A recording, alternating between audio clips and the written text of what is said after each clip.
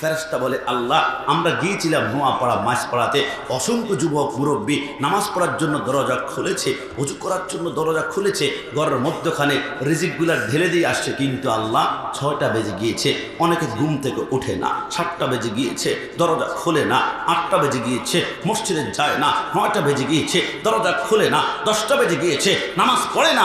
আল্লাহ, যদি দরজা না খুলে তো রিজিক কিভাবে তার ঘরের ভিতরে আমি ঢুকাবো?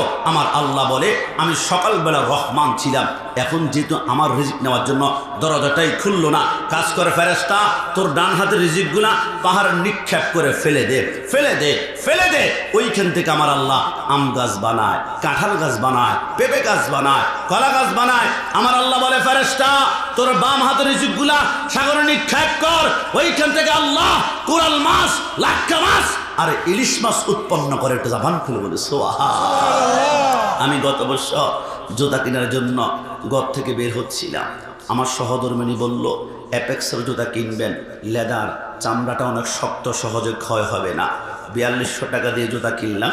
1 বছর হাঁটার পরে জুতার তলা ক্ষয় হতে হতে 1 বছর পরে আর জুতার তলা খুঁজে পেলাম না। কিন্তু অবাক ব্যাপার, আমার আল্লাহ আমাদের পায়ের তালুটা সামান্য একটা পাতলা চামড়া দিয়ে বানিয়েছে। 20টা বছর হাঁটলাম, 40 বছর হাঁটলাম, 60 বছর হাঁটলাম, 80 বছর হাঁটলাম, 100 বছর হাঁটলাম, পায়ের তালুর দিকে একটু তাকিয়ে দেখুন, যাররা পরিমাণ এখনো ক্ষয় হয় নাই। ফাবি আইয়্যি আলাই রাব্বিকুমা তুকাজ্জিবান। সারা জিন্দেগি চেষ্টা করলো, আল্লাহর নিয়ামতের শুকরিয়া আদায় করে শেষ করা যাবে? সাগর নদী আর পাহাড়ে বনে পাখিদের গুনগুন গুঞ্জরণে ভেসে আসে ওই সমুদ্র তান, চারিদিকে শুধু আল্লাহর জয়গান।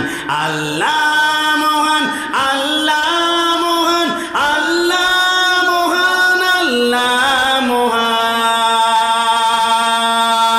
কি আল্লাহর নাম নিতে আমাদের কষ্ট হবে? শাহাদাত আঙ্গুল উঁচু করে একসাথে, আল্লাহ মহান, আল্লাহ মহান। সাগর নদী আর পাহাড় বনে পাখিদের গুনগুন গুঞ্জরণে ভেসে আসে ওই সমুদ্র তান, চারিদিকে শুধু আল্লাহর জয়গান। আল্লাহ মহান, আল্লাহ মহান, আল্লাহ মহান। শোনো তুমি মন দিয়ে কোকিলের সুর, শুনতে লাগছে দেখো কত না মধুর, মিষ্টি মিষ্টি ওই দোয়েলের গান, রয়েছে তাহাতে কি সুদা অপরাণ, কোথা পেল তাহারায় সুরমলান, জবাব আসবে দিল খোদা মহিয়ান। আল্লাহ মহান, আল্লাহ মহান, আল্লাহ মহান। সাগর নদী আর পাহাড় বনে পাখিদের গুনগুন গুঞ্জরণে ভেসে আসে ওই সমুদ্র তান, ভেসে আসে ওই সমুদ্র তান, চারদিকে শুধু আল্লাহর জয়গান। দিল থেকে, মন থেকে বলুন, জীবনে একবার হলো আমরা আল্লাহকে রাজি খুশি করতে চাই কি চাই না? এটা 2 হাত তুলে বলতে হবে, চাই কি না? আল্লাহকে রাজি করার জন্য আদম সফিউল্লাহ 350 বছর কেঁদেছিল, রব্বানা যালামনা আনফুসানা ওয়া ইল্লাম তাগফির লানা ওয়া তারহামনা লানাকুনান্না মিনাল খাসিরিন। কেন কাঁদলো? আল্লাহকে রাজি করার জন্য। ইউনুস আলাইহিস সালাম মাছের পেটে 40 দিন থেকে একটা দোয়া পড়েছিল, মনে আছে আপনাদের? লা ইলাহা ইল্লা আনতা সুবহানাকা ইন্নী কুনতু মিনাজ জালিমিন। একটাবার উফ করলেন না কেন? আল্লাহকে রাজি করার জন্য।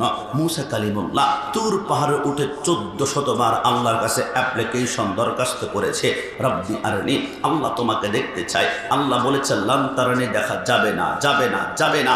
তারপরও 70,000 নূরের পর্দা একটু করে ফাঁক করে ঝলক মেরেছিল, গোটা তুর পাহাড়টা জ্বলে আমি কাশিমের চোখের সুরমা হয়ে গেল। একটাবার উফ করল না কেন? আল্লাহকে রাজি করার জন্য। জাকারিয়া আলাইহিস সালাম গাছের ভিতরে ঢুকে পড়েছিল। ইহুদির বাচ্চারা লোহার করাত দিয়ে মাথার তালু থেকে পার তালু পর্যন্ত তিনাকে দুই টুকরা করে ফেলেছে। রক্ত টপ টপ করে জমিনে পড়ছে। একটাবার উফ করলেন না কেন? আল্লাহকে রাজি করার জন্য। হযরত ইব্রাহিম খলিলুল্লাহ নমরুদের আগুনে ঝাঁপ দেয় কেন? আল্লাহকে রাজি করার জন্য। ইসমাইল চিত হয়ে শুয়ে আছে, বাবা আমার গলায় ছুরি লাগিয়ে আমাকে জবাই করে দাও, আমাকে কোরবানি করে দাও। একটাবার উফ করে না কেন? আল্লাহকে রাজি করার জন্য। আমার নোয়াপাড়া মাসপাড়ার ভাইরা স্পষ্ট হয়ে গেল তামাম দুনিয়া চায় আল্লাহ। ইসলাম থেকে শুরু করে ঈসা রুহুল্লাহ সবাই চায় আল্লাহ। আজকের দিনে মেরাজুর রজনীতে আমরাও চাই আল্লাহ। কিন্তু আল্লাহ একটু জানতে মন চায়, তামাম দুনিয়া তো তোমাকে রাজি করার জন্য পাগল, তুমি আল্লাহকে কাউকে রাজি করতে চাও? আমার আল্লাহ বলো লিখে রাখা, হে আমার নোয়াপাড়া মাসপাড়ার ভাইরা, আমাদের সুন্নিদেরকে অনেকে বলে আমরা নাকি মাজার পূজারি, আমরা নাকি বিদআতি। আমাদের অপরাধ কি? নবীকে ভালোবাসি বলে সুন্নিদের বড় অপরাধ। নবীকে ভালোবাসি বলে সুন্নিদের বড় অপরাধ। তারা মাইকের আওয়াজ শুনতে পাচ্ছ, সামনে পিছনে ডানে বামে লিখে রাখা, তামাম দুনিয়া চায় আল্লাহ আল্লাহ আল্লাহ। আল্লাহ জানতে চাই তুমি কাউকে রাজি করতে চাও কিনা। আমার আল্লাহ বলে তামাম দুনিয়া চায় আমাকে, আর আমি আল্লাহ রাজি করতে চাই একজনকে একজনকে একজনকে। আল্লাহ তিনি কে? আমার আল্লাহ বলে কদ নারা তাকাল্লুবা ওয়াজহিকা ফিস সামাই ফালা নুওয়াল্লিয়ান্নাকা কিবলাতান তারদা। खुदा की रदा, खुदा की रदा चाहता है दुआ गम, खुदा चाहता है रज़ाए मोहम्मद। तमाम दुनिया चाहे अल्लाह और अल्लाह खुशी करते चाहे मदीना वाला। एक ज़बान खुले बोले सुभान अल्लाह।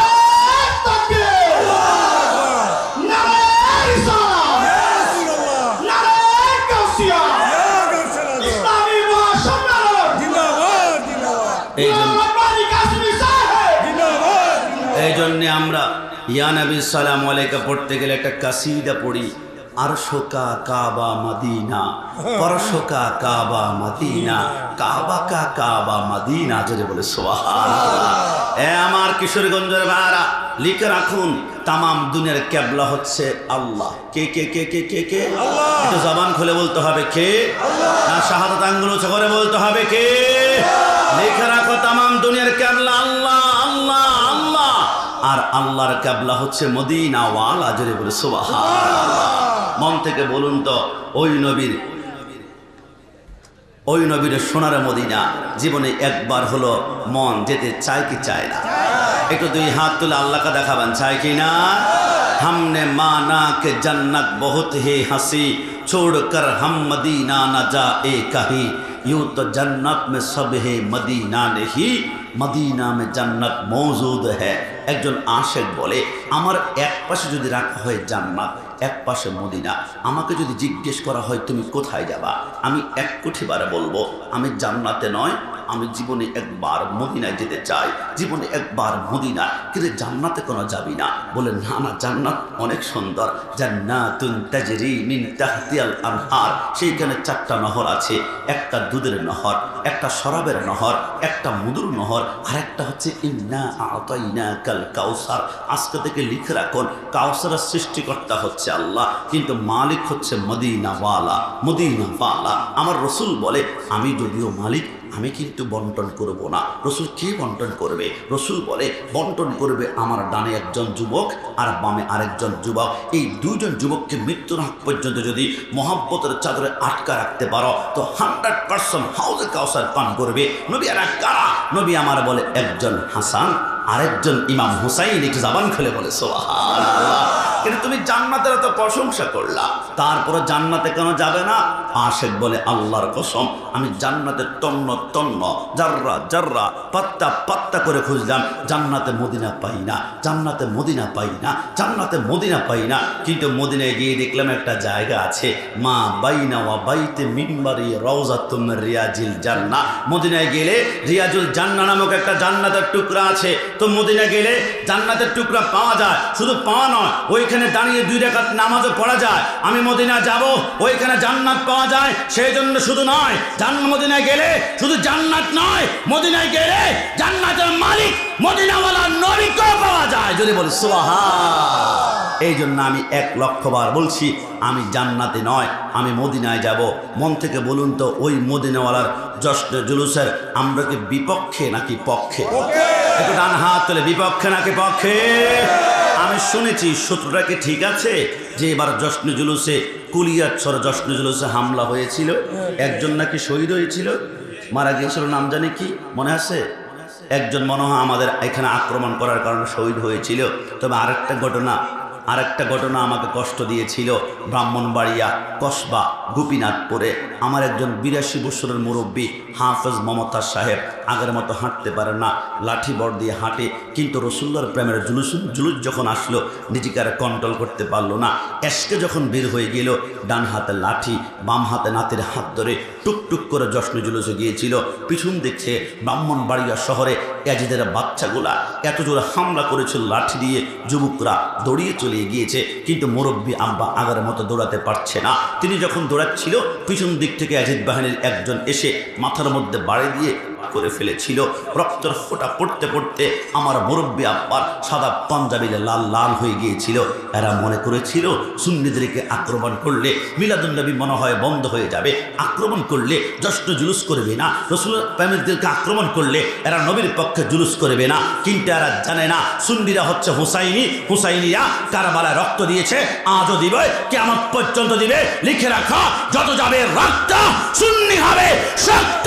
ডানা হাত তুলে বলা দেখে না, মৃত্যুর আগ পর্যন্ত রসুলের শান কেউ কোনোদিন বন্ধ করতে পারবে? জবান খুলে বল, পারবে?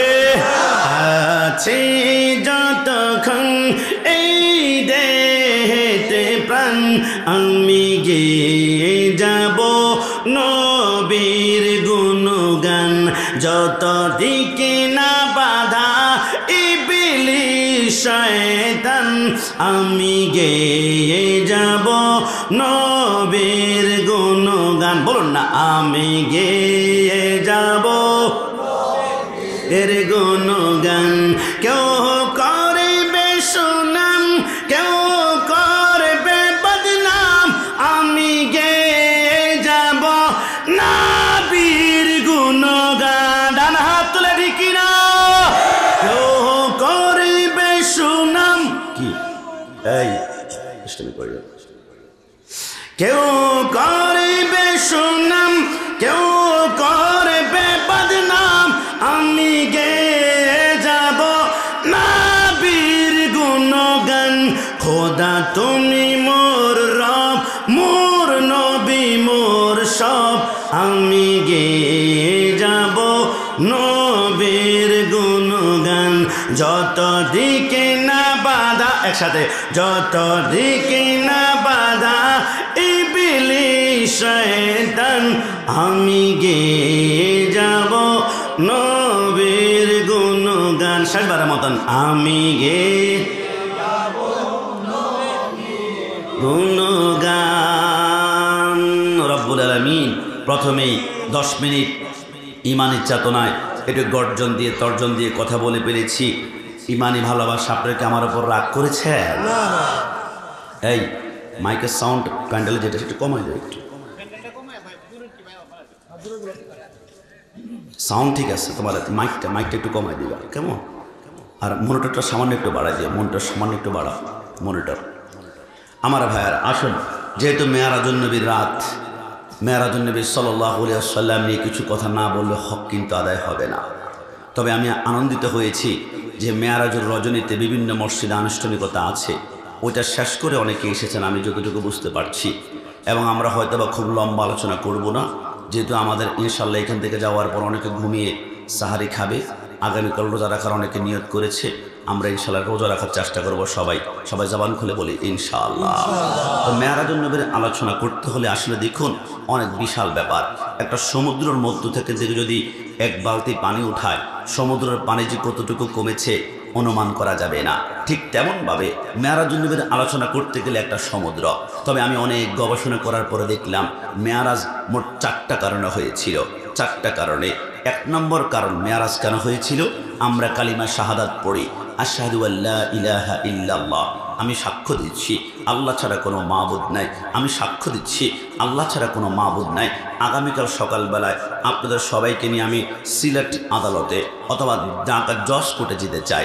আপনি কাঠগড়ায় দাঁড়িয়ে বলবেন, আমি সাক্ষ্য দিচ্ছি জজ সাহেব আল্লাহ ছাড়া কোনো মাবুদ নাই। সাথে সাথে একজন অ্যাডভোকেট আসবে, একজন উকিল এসে জিজ্ঞেস করবে, আপনি সাক্ষ্য দিচ্ছেন আল্লাহ ছাড়া কোনো মাবুদ নাই, আপনি কি কখনো আল্লাহকে দেখেছেন সচক্ষে?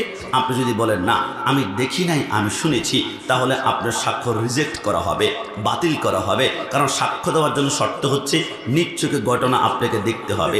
তাহলে আমরা সাক্ষ্য দিচ্ছি আল্লাহ ছাড়া মাবুদ নাই। আল্লাহকে কখনো আমরা দেখেছি? দেখি নাই। দেখেছি? দেখি নাই। তাহলে কি আমরা মিথ্যা সাক্ষ্যবাদী হয়ে গেলাম না? আমার আল্লাহ বলে, হ্যাঁ তোমরা প্রত্যেকে মিথ্যাবাদী হতা, তবে একজনের কারণে তোমরা বেঁচে গিয়েছ। সুবহানাল্লাযী আসরা বিআবদিহি লাইলাম মিনাল মাসজিদিল হারামি ইলাল মাসজিদিল আকসা। আদম থেকে শুরু করে ঈসা রূহুল্লাহ, কেউ আমি আল্লাহকে দেখে নাই। মূসা দেখতে গিয়েছিল, একটু ঝলক মেরেছি, মূসা বেহুশ হয়ে পড়ে গিয়েছে। এক টুকরো ঝলক মূসার গায়ে লেগেছিল 40 দিন পর্যন্ত। মূসার দিকে যে একবার তাকিয়েছে, চোখগুলা মোমরের মতো গলে গলে পড়ে গিয়েছে, সহ্য করতে পারে নাই। আমি আল্লাহকে কেউ দেখে নাই। প্রত্যেকে তোমরা মিথ্যাবাদী হতা, কিন্তু একজনের কারণে বেঁচে গিয়েছ।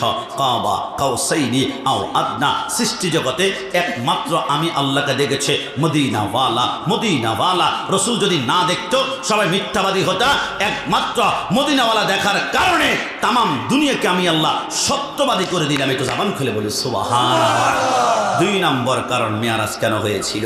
দেখুন, আমার নবী হচ্ছে সাইয়্যিদুল মুরসালিন, সমস্ত নবীদের মধ্যে শ্রেষ্ঠ নবী, এই কথার মধ্যে সন্দেহ নাই।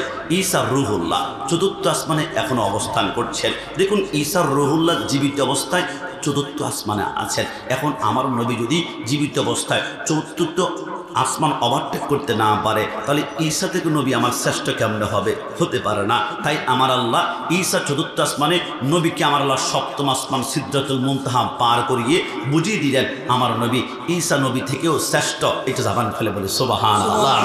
মূসা কালিমুল্লাহ আল্লাহকে দেখতে চেয়েছিল, দেখতে পারেনি, মূসাও দেখে নাই। আমার নবী যদি না দেখে তাহলে মূসা থেকে আমার নবী শ্রেষ্ঠ হবে কেমনে? তাই তো আমার আল্লাহ মূসা কালিমুল্লাহকে দেখা না দেখিয়ে আমার রসুলকে দিদার দিয়ে বুঝিয়ে দিলেন আমার নবী মূসা থেকে শ্রেষ্ঠ।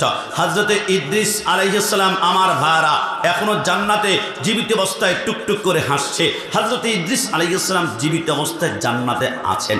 আমার নবী যদি জীবিত অবস্থায় জান্নাত ওভারটেক করতে না পারেন, তাহলে ইদ্রিস থেকে আমার নবী শ্রেষ্ঠ হবে কেমনে? তাই তো আমার আল্লাহ নবীকে জীবিত অবস্থায় জান্নাত ওভারটেক করে সিদরাতুল মুনতাহা আরশ মাকান, তারপর কাবা কাউসাইন নিয়ে বুঝিয়ে দিলেন আমার নবী ইদ্রিস থেকেও শ্রেষ্ঠ।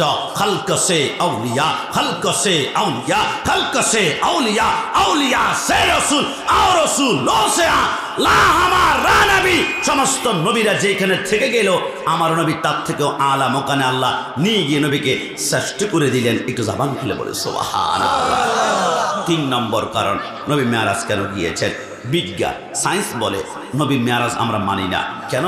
বিজ্ঞান বলে এইদিকে আসো, তোমাদের হাতের মধ্যে একটা পানির বোতল নাও, পানির বোতলটা যদি উপরের দিকে নিক্ষেপ করো, এটা উপরে না গিয়ে নিচের দিকে চলে আসবে। কারণ তোমাদের মাথার 5 লক্ষ মাইল উপরে একটা জায়গা আছে, ওইটার নাম হচ্ছে মধ্যাকর্ষণ শক্তি। মধ্যাকর্ষণ শক্তির উপরে কোনো কিছু নিক্ষেপ করলে নিচের দিকে চলে আসে। এটা নিউটন আবিষ্কার করেছিল। তোমরা দেখো পৃথিবীর সবচেয়ে উঁচু বিল্ডিংয়ের নাম হচ্ছে দুবাই বুরুজ। দুবাই বুরুজের উপরে উঠে যদি তুমি উপরের দিকে লাফ দাও, উপরে যাবা না, নিচের দিকে আসবা, কারণ মধ্যাকর্ষণ শক্তির কারণে তুমি নিচের দিকে আসবা। তবে বিজ্ঞান বলে হ্যাঁ, নবী যেহেতু মানুষ, তিনি উপরে যেতে পারেন না, উপরে যেতে চাইলে নিচে চলে আসবে। এ বিজ্ঞান, অন্য কোনো সূত্র আছে কিনা যে যাওয়া যাবে ওই সূত্র পরিপূর্ণ করলে? বিজ্ঞান বলে একটা সূত্র যদি ওভারটেক করতে পারে তাহলে সে মেরাজে যেতে পারবে। কি সূত্র? বিজ্ঞান বলে দুনিয়া থেকে মনে করো বাজেটপুর থেকে কোন একটা পিস্তল হাতের মধ্যে নিয়ে যদি উপরের দিকে গুলি নিক্ষেপ করে, ওই বুলেটটা যদি 1 সেকেন্ডের ভিতরে 7 কিলোমিটার জায়গা অতিক্রম করতে পারে, একটা বুলেট যদি 1 সেকেন্ডের ভিতরে 7 কিলোমিটার অতিক্রম করতে পারে, তাহলে মেরাজে যেতে পারবে। এমন দ্রুতগতি সম্পূর্ণ জিনিস হলে, তাই নাকি 1 সেকেন্ডে কত কিলোমিটার? 7 কিলোমিটার। এই বিজ্ঞান এইদিকে আসো। আমার নবী যে বোরাক, যে বাহনে সফর করেছিল, ওইটার নাম বোরাক। বোরাক শব্দটি বারকুন থেকে আসছে। আর বারকুন শব্দের অর্থ হচ্ছে কারেন্ট বা বিদ্যুৎ। আমি যদি এই মুহূর্তে নোয়াপাড়া থেকে বিদ্যুতের কোনো সুস্টিপ দেই, বিদ্যুৎ 1 সেকেন্ডে যাবে 1,86,000 মাইল। তুমি বলো 1 সেকেন্ডে 7 কিলোমিটার যেতে পারলে নবী মেরাজ করতে পারবে? কিন্তু নবী যেই বুরাকে সফর করেছিল, ওই বুরাকটা প্রতি সেকেন্ডে অতিক্রম করত 1,86,000 মাইল। একটু জবান খুলে বলো সুবহানাল্লাহ। বিজ্ঞান বলে ক্ষমা চাই, আর রহমান আল্লামাল কোরআন। আমার আল্লাহ বলে বিজ্ঞান মনে রাখবে তুই কিন্তু আমি কোরআনের সামান্য একটা অংশ মাত্র বিজ্ঞান। একটু জবান খুলে বলে সুবহানাল্লাহ। 4 নম্বর কারণ নবী কেন মেরাজ করেছিলেন। সুবহানাল্লাযী আসরা। আসরা শব্দের অর্থ হচ্ছে ভ্রমণ করা, আবার সফর শব্দের অর্থ ভ্রমণ করা। আমাদের নোয়াপাড়া থেকে যদি আমরা কক্সবাজার যাই, আমরা কি লিখি? নোয়াপাড়া টু কক্সবাজার সফর সফর সফর। কিন্তু আমার আল্লাহ সফর শব্দ লেখেন নাই, আল্লাহ লিখেছেন আসরা। বুঝলাম না, আল্লাহ সফর না লিখে আপনার আসরা কেন লিখেছেন? আমার আল্লাহ বলে চাঁদ সূর্যকে আমার আল্লাহ বানিয়েছে রসুলের কদমের ধুলা দিয়ে। একটু জবান খুলে বলি সুবহানাল্লাহ। তাই আমার আল্লাহ রসুলকে রাতে সফর করিয়েছেন। লাইলান, লাইলান শব্দের অর্থ হচ্ছে রাতের কিছু অংশ। কিছু অংশ মানে আমার রসুল বলে আমি যে ঘর থেকে বের হচ্ছিলাম, আমি যখন যাচ্ছিলাম তখন দেখলাম দরওয়াজ শিকল নড়ছিল। আমি 27 বছর মেরাজ করে আসার পরেও দেখলাম এখনও শিকলটা নড়ছিল। রসুল বলে আমি যে পানি দিয়ে অজু করছিলাম, আমি যাওয়ার সময় দেখলাম পানিটা গড়াচ্ছে। আমি 27 বছর ওভারটেক করে মেরাজ শেষ করে আসার পরেও দেখলাম পানি এখনও গড়াচ্ছে। রসুল বুঝে আসে না, একটা শিকল নড়বে 5 মিনিট, 10 মিনিট পরে নড়া বন্ধ হয়ে যাবে, পানি গড়াবে 5 মিনিট 10 মিনিট বন্ধ হয়ে যাবে। কিন্তু নবী 27 বছর পর এসেও দেখেন শিকল এখনো নড়ছে, পানি এখনো গড়াচ্ছে। 27 বছর কেমন হয়? নবী আমার বলে ঠের যাইয়ে শুনো, তোমাদের ঘরের ভিতরে কোনো দেওয়াল গড়ি যদি থাকে, দেওয়াল গড়ি তোমরা খুলবা, খোলার পরে তোমরা দেখবা ঘন্টার কাঁটা আছে। ঘন্টার কাঁটাটা যদি 12টার মধ্যে রেখে তুমি ঠাস করে ব্যাটারিটা টান দিয়ে খুলে ফেলো, 100 বছর পরে এসেও দেখবা ঘন্টার কাঁটা 12টার মধ্যে পড়া আছে। কারণ কি? গড়ির জাম তুমি খুলে ফেলেছ, গড়ির কলিজা খুলে ফেলেছ। গড়ির জান যেমন ব্যাটারি খুললে গড়ি স্টপ হয়ে যায়, তামাম দুনিয়ারও একটা জান আছে। তামাম দুনিয়ার জান হচ্ছে আন্নাবিয়্যু আওলা বিল মুমিনিনা মিন আনফুসিহিম। গড়ির যেমন জান ব্যাটারি, তামাম দুনিয়ার জান হচ্ছে মদিনা ওয়ালা। একটু জবান খুলে বলে সুবহানাল্লাহ। আমার আল্লাহ বলে বন্ধুকে যখন দুনিয়া থেকে উঠিয়ে নিয়েছি, শিকল নড়া ছিল, হঠাৎ করে দুনিয়া থেকে উঠিয়ে নিয়েছি, শিকল নড়া বন্ধ করে দিলাম। পানি গড়াতে ছিল, গড়ানোর মধ্যে বন্ধ করে দিলাম। এক কথায় দুনিয়ার জান যখন আসমানে উঠিয়ে নিয়েছি, দুনিয়াটাকে আমি আল্লাহ স্টপ করে দিলাম, বন্ধ করে দিলাম। 27 বছর স্টপ হওয়ার মধ্যে ছিল।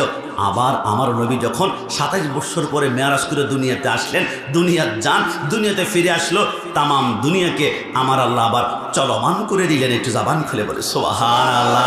লাইলাম মিনাল মসজিদিল হারামি ইলাল মসজিদ আকসা।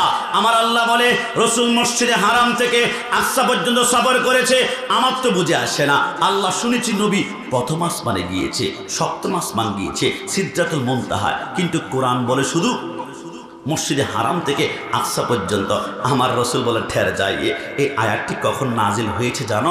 যখন আবু জাহেল, আবু লাহাব, উতবা, সাইবা, এই বললাম না, মাইকের আওয়াজটা একটু কমানোর জন্য বললাম না, যেটা আমার কানে আসে এটা একটু কমাই দাও মাইকের আওয়াজটা।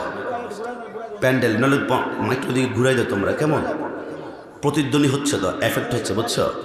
সাউন্ড তো ভালো। সাউন্ডের নাম কি? দিলো mic sound, fantastic, mind blowing, অসাধারণ সাউন্ড। যে কোনো মাহফিলে উরুসে এই সাউন্ডটি বেশি করে ব্যবহার করার চেষ্টা করবেন। আল্লাহ তার রিজিকের মধ্যে বরকত দান করে। সবাই বলি আমিন। এটা পাবলিসিটি করে দিলাম, কি খারাপ হচ্ছে? এটা 200 টাকা কমাই দিও তারে।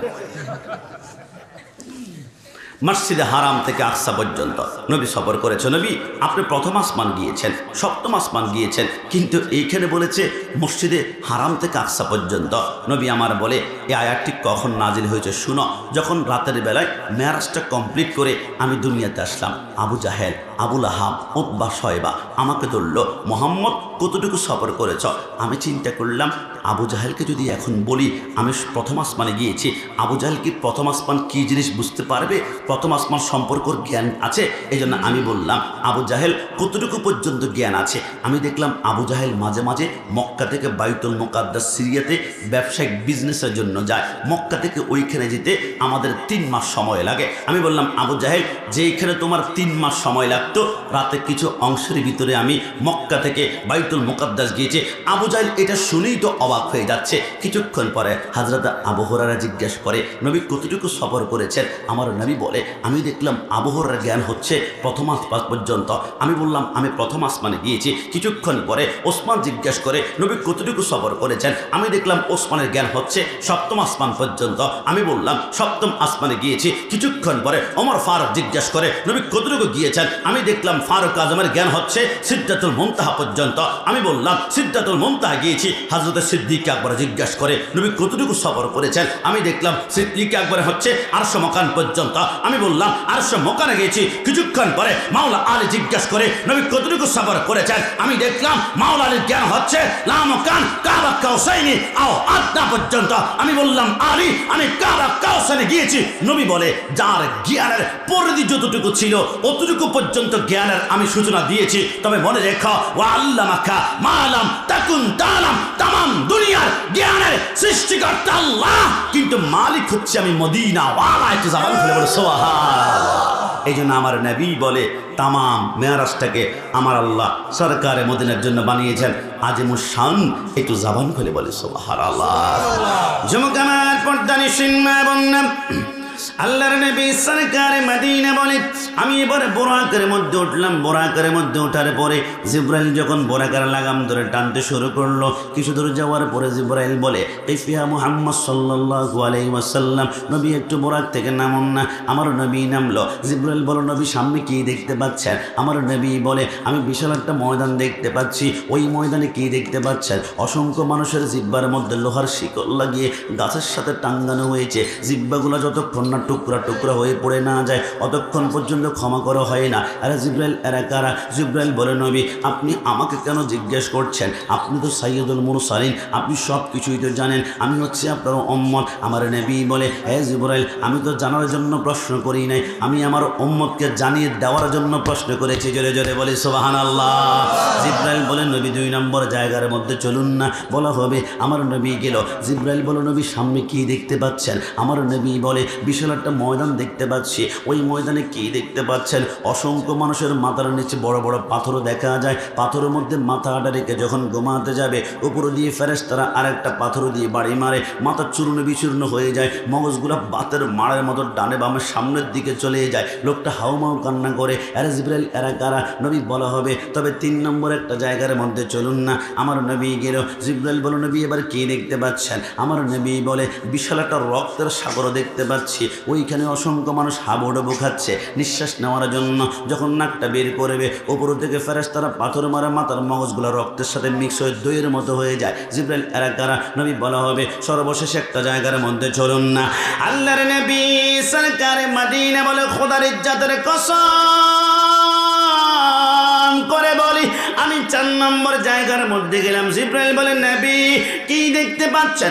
আমার নবী বলে, বিশাল একটা লম্বা গাছের নিচে একজন নূরানী সুরতের মানুষ দেখতে পাচ্ছি। ওনার সামনে কি দেখতে পাচ্ছেন? নবী আমার বলো, ওনার সামনে দেখলাম কোটি কোটি নাবালক বাচ্চা বসে বসে আল্লাহর কোরআন তেলাওয়াত করছে। একটু জবান খুলে বলে সুবহানাল্লাহ। পরে রে জায়গা পরে রে জমিন ঘরে বানায়া আমি রই, আমি তো সেই ঘরের মালিক নই। কি কষ্ট হচ্ছে আপনাদের? বলুন না, পরের জায়গা পরের জমিন পরের জায়গা রই, আমি তো সে ঘরের মালিক নয়। ও সে ঘরে খানা যার জমিদারি,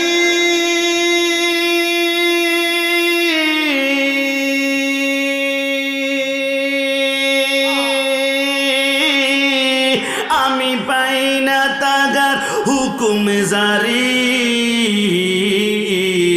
আমি পাই না জমিদারের দেখা, পাই না জমিদারের দেখা, মনের দুঃখ কারে কয়ে, আমি তো সে ঘরের মালিক নয়, আমি তো সে ঘরের মালিক নয়। শেষবারের মতন, পরের জায়গা পরের জমি ঘর বানায়া আমি রই, আমি তো সে ঘরের মালিক নয়, আমি তো সেই ঘরের মালিক নয়। জিব্রাইল বলল নবী তাহলে প্রথম জায়গার মধ্যে চলেন। অসংখ্য মানুষের জিব্বার মধ্যে লোহার শিকল লাগিয়ে গাছের সাথে টাঙ্গানো হচ্ছে, এরা অন্য কেউ নয়। ফালা তাকুল্লাহুমা উফি ওয়ালা তানহারহুমা ওয়া কুল্লাহুমা কাওলান কারীমা। যারা জিব্বা নাড়িয়ে নাড়িয়ে আব্বা আম্মার সাথে গাদ্দারি করেছিল, আব্বা আম্মার সাথে বেয়াদবি করেছিল, তর্ক বিতর্ক করেছিল, এরা যুবক ভাইরা কোন মার কথা বললে তোমাদের চোখের পানি বের হবে আমি তো জানি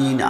আমার মা আমার বাবা যখন মিলন করেছিল, আমার বাবার এক ফোঁটা বীর্যের কৌঠি ব্যাগের একটা শুক্রাণু গিয়ে মায়ের রেহেমের ভিতর দিয়ে মায়ের পেটের মধ্যে যখন চলে গেল, ওই বীর্যের উপরে 40 দিন যাওয়ার পরে ওইটার বীর্য থাকেই না, ওইটা রক্ত হয়ে যায়। ওই রক্তের উপরে 40 দিন যাওয়ার পরে ওইটা রক্ত থাকে না, ওইটা মাংসের টুকরা হয়ে যায়। ওই মাংসের টুকরার উপরে 40 দিন যাওয়ার পরে মাংসের টুকরা থাকে না, ওইখান থেকে দুইটা চোখ বের হয়। ওই চোখের উপরে 40 দিন যাওয়ার পরে সেইখান থেকে দুইটা হাত বের হয়। ওই হাতের উপরে 40 দিন যাওয়ার পরে সেইখান থেকে দুইটা পা বের হয়। ওই পায়ের উপরে 40 দিন যাওয়ার পরে সেইখান থেকে মাথা বের হয়। ওই মাথার উপরে 40 দিন যাওয়ার পরে সেইখান থেকে চুল বের হয়। 10 মাস 10 দিন কমপ্লিট হয়ে যাওয়ার পরে আমার আল্লাহ বলে, জিবরাইল আমার বান্দা মার পেটের মধ্যে 10 মাস 10 দিন পরিপূর্ণ হয়ে গিয়েছে, তবে আমার বান্দা মার পেটের মধ্যে কেমন পজিশনে রয়েছে একটু বলো না। জিবরাইল বলে, আল্লাহ আপনার বান্দার দুইটা পা মার পেটের নিচের দিকে দেখা যায় আর মাথাটা উপরের দিকে।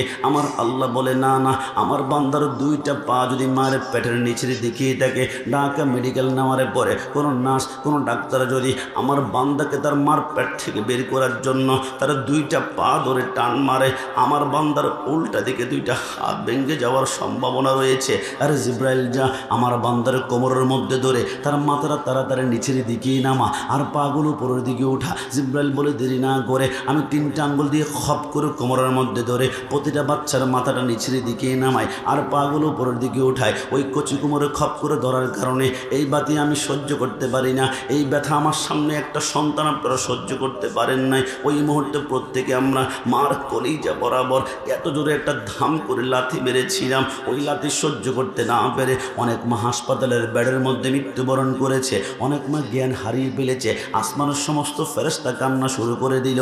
আল্লাহ মনে হয় মা সন্তান 2 জন মৃত্যুবরণ করেছে। আমার আল্লাহ বলে, না না, আমার আল্লাহ বলে, না না, জন্ম দেওয়ার সময় মা সন্তান 2 জন যদি মৃত্যুবরণ করে তামাম দুনিয়া তো মরুভূমি হয়ে যাবে। আরে জিব্রাইল মেডিকেল সায়েন্স ব্যবহার কর। আল্লাহ এটা বারে কেমন? আমার আল্লাহ বলে, যেই সন্তানটা কান্না করে না তার পিঠের মধ্যে 3টা আঙ্গুল দিয়ে তুমি 3 বার ঘষা মারো। জিব্রাইল বলে, 1 বার ঘষা দে, 2 বার ঘষা দে, 3 বার ঘষা দেওয়ার সাথে সাথে সন্তানটা যখন ওয়া ওয়া করে কান্না করে ওঠে, যেই মাকে ইঞ্জেকশন দিলে জ্ঞান ফেরানো যায় না, যেই মাকে ধাক্কা দিলে জ্ঞান ফেরানো যায় না, আল্লাহর কসম সন্তানের ওয়াও কান্নার আওয়াজটা মার কানে যেতে দেরি হয়, মার জ্ঞানটা ফিরতে 1টা সেকেন্ড সময় লাগে না। জোরে বলিস দুনিয়াতে আসার পরে মার স্তন থেকে আমরা একটানা 2 বছর দুধ পান করেছি। আপনি বলবেন গোলাম রাব্বানি কাশিমি হুজুর 1 ফোঁটা করে আর কতটুকু করে দুধ পান করেছে? খবরদার, ইংল্যান্ডের অক্সফোর্ড বিশ্ববিদ্যালয়ের 100 জন খ্রিস্টান বৈজ্ঞানিক বলে 2 বছর বাদ দাও, মার স্তন থেকে যে আমরা 1 ফোঁটা দুধ পান করেছি, ওই 1 ফোঁটা দুধ নিয়ে আমরা 100 জন খ্রিস্টান বৈজ্ঞানিক গবেষণা করলাম। গবেষণা করার পরে মার স্তন থেকে 1 ফোঁটা দুধের ভিতরে আমরা আল্লাহর এমন একটা কুদরত দেখতে পারলাম। আমরা সাথে সাথে আমরা কালিমা পড়ে মুসলমান হয়ে গেলাম। কিরে তোমরা কি দেখেছ? বৈজ্ঞানিকরা বলে, আল্লাহর কসম আমরা দেখলাম মার 1 ফোঁটা দুধের ভিতরে আমার আল্লাহ দুনিয়ার 180 রকমের ফলের রস ঢুকিয়ে দিয়েছে। জোরে বলি সুবহানাল্লাহ। আরে যুবক, কোন মায়ের কথা বলছি? মা দুনিয়াতে আসার পরে মার স্তন থেকে আমরা একটানা 2 বছর দুধ পান করেছি। তাফসীরি কারকগণ বলে, ওই 2 বছর দুধগুলা যদি একটা পাল্লায় রেখে তোমরা ওজন দিয়ে দেখো, তোমরা দেখবা 2 বছরে অন্তত পক্ষে মার স্তন থেকে তোমরা 27 মণ দুধ পান করেছে। জোরে বলি সুবহানাল্লাহ।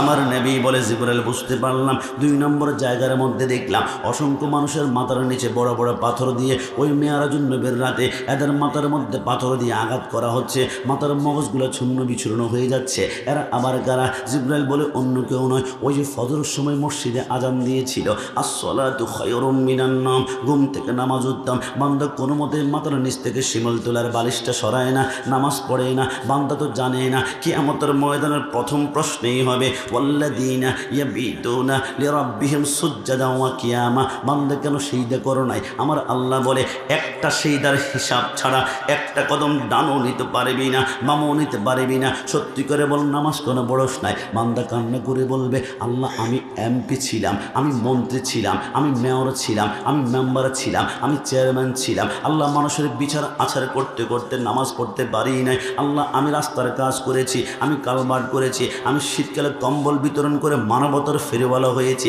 ব্যস্ততার কারণে নামাজ পড়তে পারি নাই। আমার আল্লাহ বলবে আনতা কাজ্জাব, তুমি মিথ্যাবাদী। আল্লাহ কেন কেন? আমার আল্লাহ বলে ওই যে ডান পাশে তাকিয়ে দেখো একজন নূরানি সুরতের মানুষ দেখা যায়, চিনতে পারো কিনা? আল্লাহ কে কে? আমার আল্লাহ বলে এর নাম সুলাইমান পয়গাম্বর। তুমি তো শুধু কিশোরগঞ্জের এমপি ছিলা, অষ্টগ্রামের এমপি ছিলা, মিঠামইনের এমপি ছিলা, কটিয়াদের এমপি ছিলা, কিন্তু আমার সুলাইমান উত্তর থেকে দক্ষিণ, পূর্ব থেকে পশ্চিম গোটা পৃথিবী শাসন করেছে। তুমি শুধু মানুষের কথা বুঝতা। সুলাইমান পিপিলিকার কথা বোঝে, মাকড়সার কথা বোঝে, তেলাপোকার কথা বোঝে, ছাড় পোকার কথা বোঝে, পাখির কথা বোঝে, বাতাসের কথা বোঝে। গোটা পৃথিবী শাসন করার পর আমার সুলাইমান এক ওয়াক্ত নামাজ একদিন ছাড়ে নাই। সামান্য ক্ষমতা পাওয়ার পর নামাজ ছেড়ে দিয়েছ। মিথ্যাবাদী। হাতের মধ্যে 70,000 জাহান্নামের শিকল লাগায় টানতে শুরু করবে। কিছুক্ষণ পর আরেকজন বান্দাকে ডাক দিবে, বান্দা তুমি কেন নামাজ পড়ো নাই? আল্লাহ আমার ডেঙ্গু ছিল, আমার ম্যালেরিয়া ছিল, আমার ক্যান্সার ছিল, আমার আলসার ছিল, আমি অসুস্থ ছিলাম। আমার আল্লাহ বলবে আনতা কাজ্জাব, তুমি মিথ্যাবাদী। আল্লাহ কেন কেন?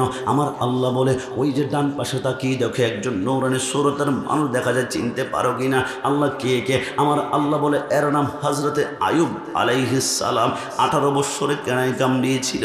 যতবার কামড় দেয় একটাবার উফ বলে না, ততবার কামড় দেয় বলে আল্লাহ, যতবার কামড় দেয় আল্লাহ। 18 বছর যখন কামড়ানো শুরু করেছিল, আয়ুব বলেছিল আল্লাহ আমার অঙ্গ পতঙ্গ সব কামড়িয়ে শেষ করে ফেলার, কিন্তু আল্লাহ আমার একটা অঙ্গ আপনি একটু হেফাজত করবেন। আমার আল্লাহ বলে এটা আবার কি? আল্লাহ এটা হচ্ছে আমার লিসান, এটা হচ্ছে আমার জিহ্বা। কি আয়ুব জিহ্বা দিয়ে কি করবি? আল্লাহ যাতে করে সেই দ্বারের মধ্যে জিহ্বাটা অন্তত পক্ষে নাড়িয়ে নাড়িয়ে পড়তে পারে।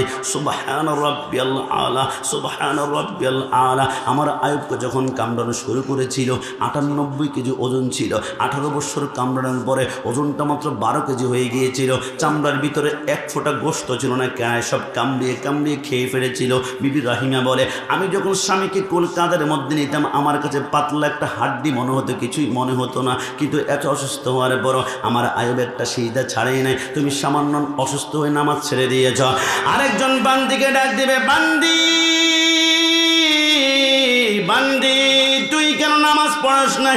ওই বান্দি বলবে আল্লাহ আমার স্বামী আমার উপর জুলুম করত, স্বামী অত্যাচার করত, স্বামী নির্যাতন করত, ওই নির্যাতন থেকে বাঁচার জন্য নামাজ পড়তে পারি নাই। আমার আল্লাহ বলবে আনতা কাজ্জাব, তুমিও মিথ্যাবাদী। আল্লাহ কেন কেন? আমার আল্লাহ বলে ওই যে ডান পাশে তাকিয়ে দেখো একজন, চিনতে পারো কিনা? কে কে? আমার আল্লাহ বলে এর নাম হচ্ছে হযরতে আসিয়া। একটু জাবান খুলে বলি সুবহানাল্লাহ।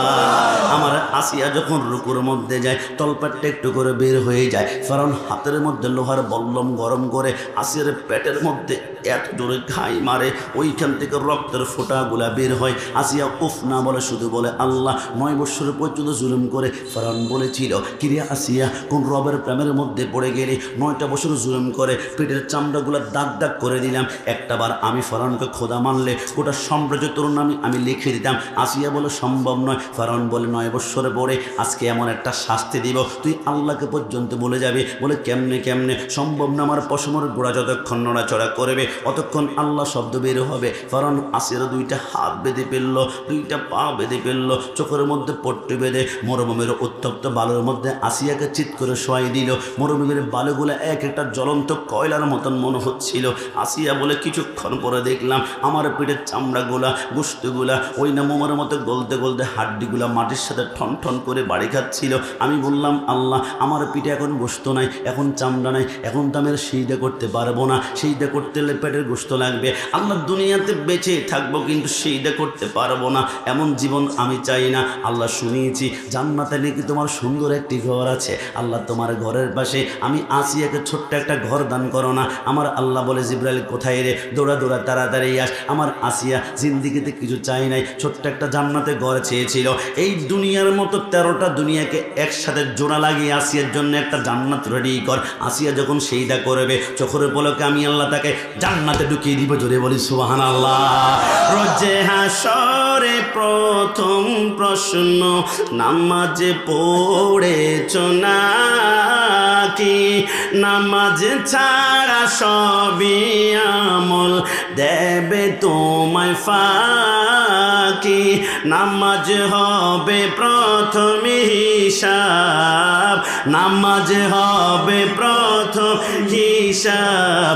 হাদিসে রয় নামাজ ছাড়া রোজ হাসরে নেই কোনো উপায়। ডান হাত তুলে বলো ঠিক কিনা?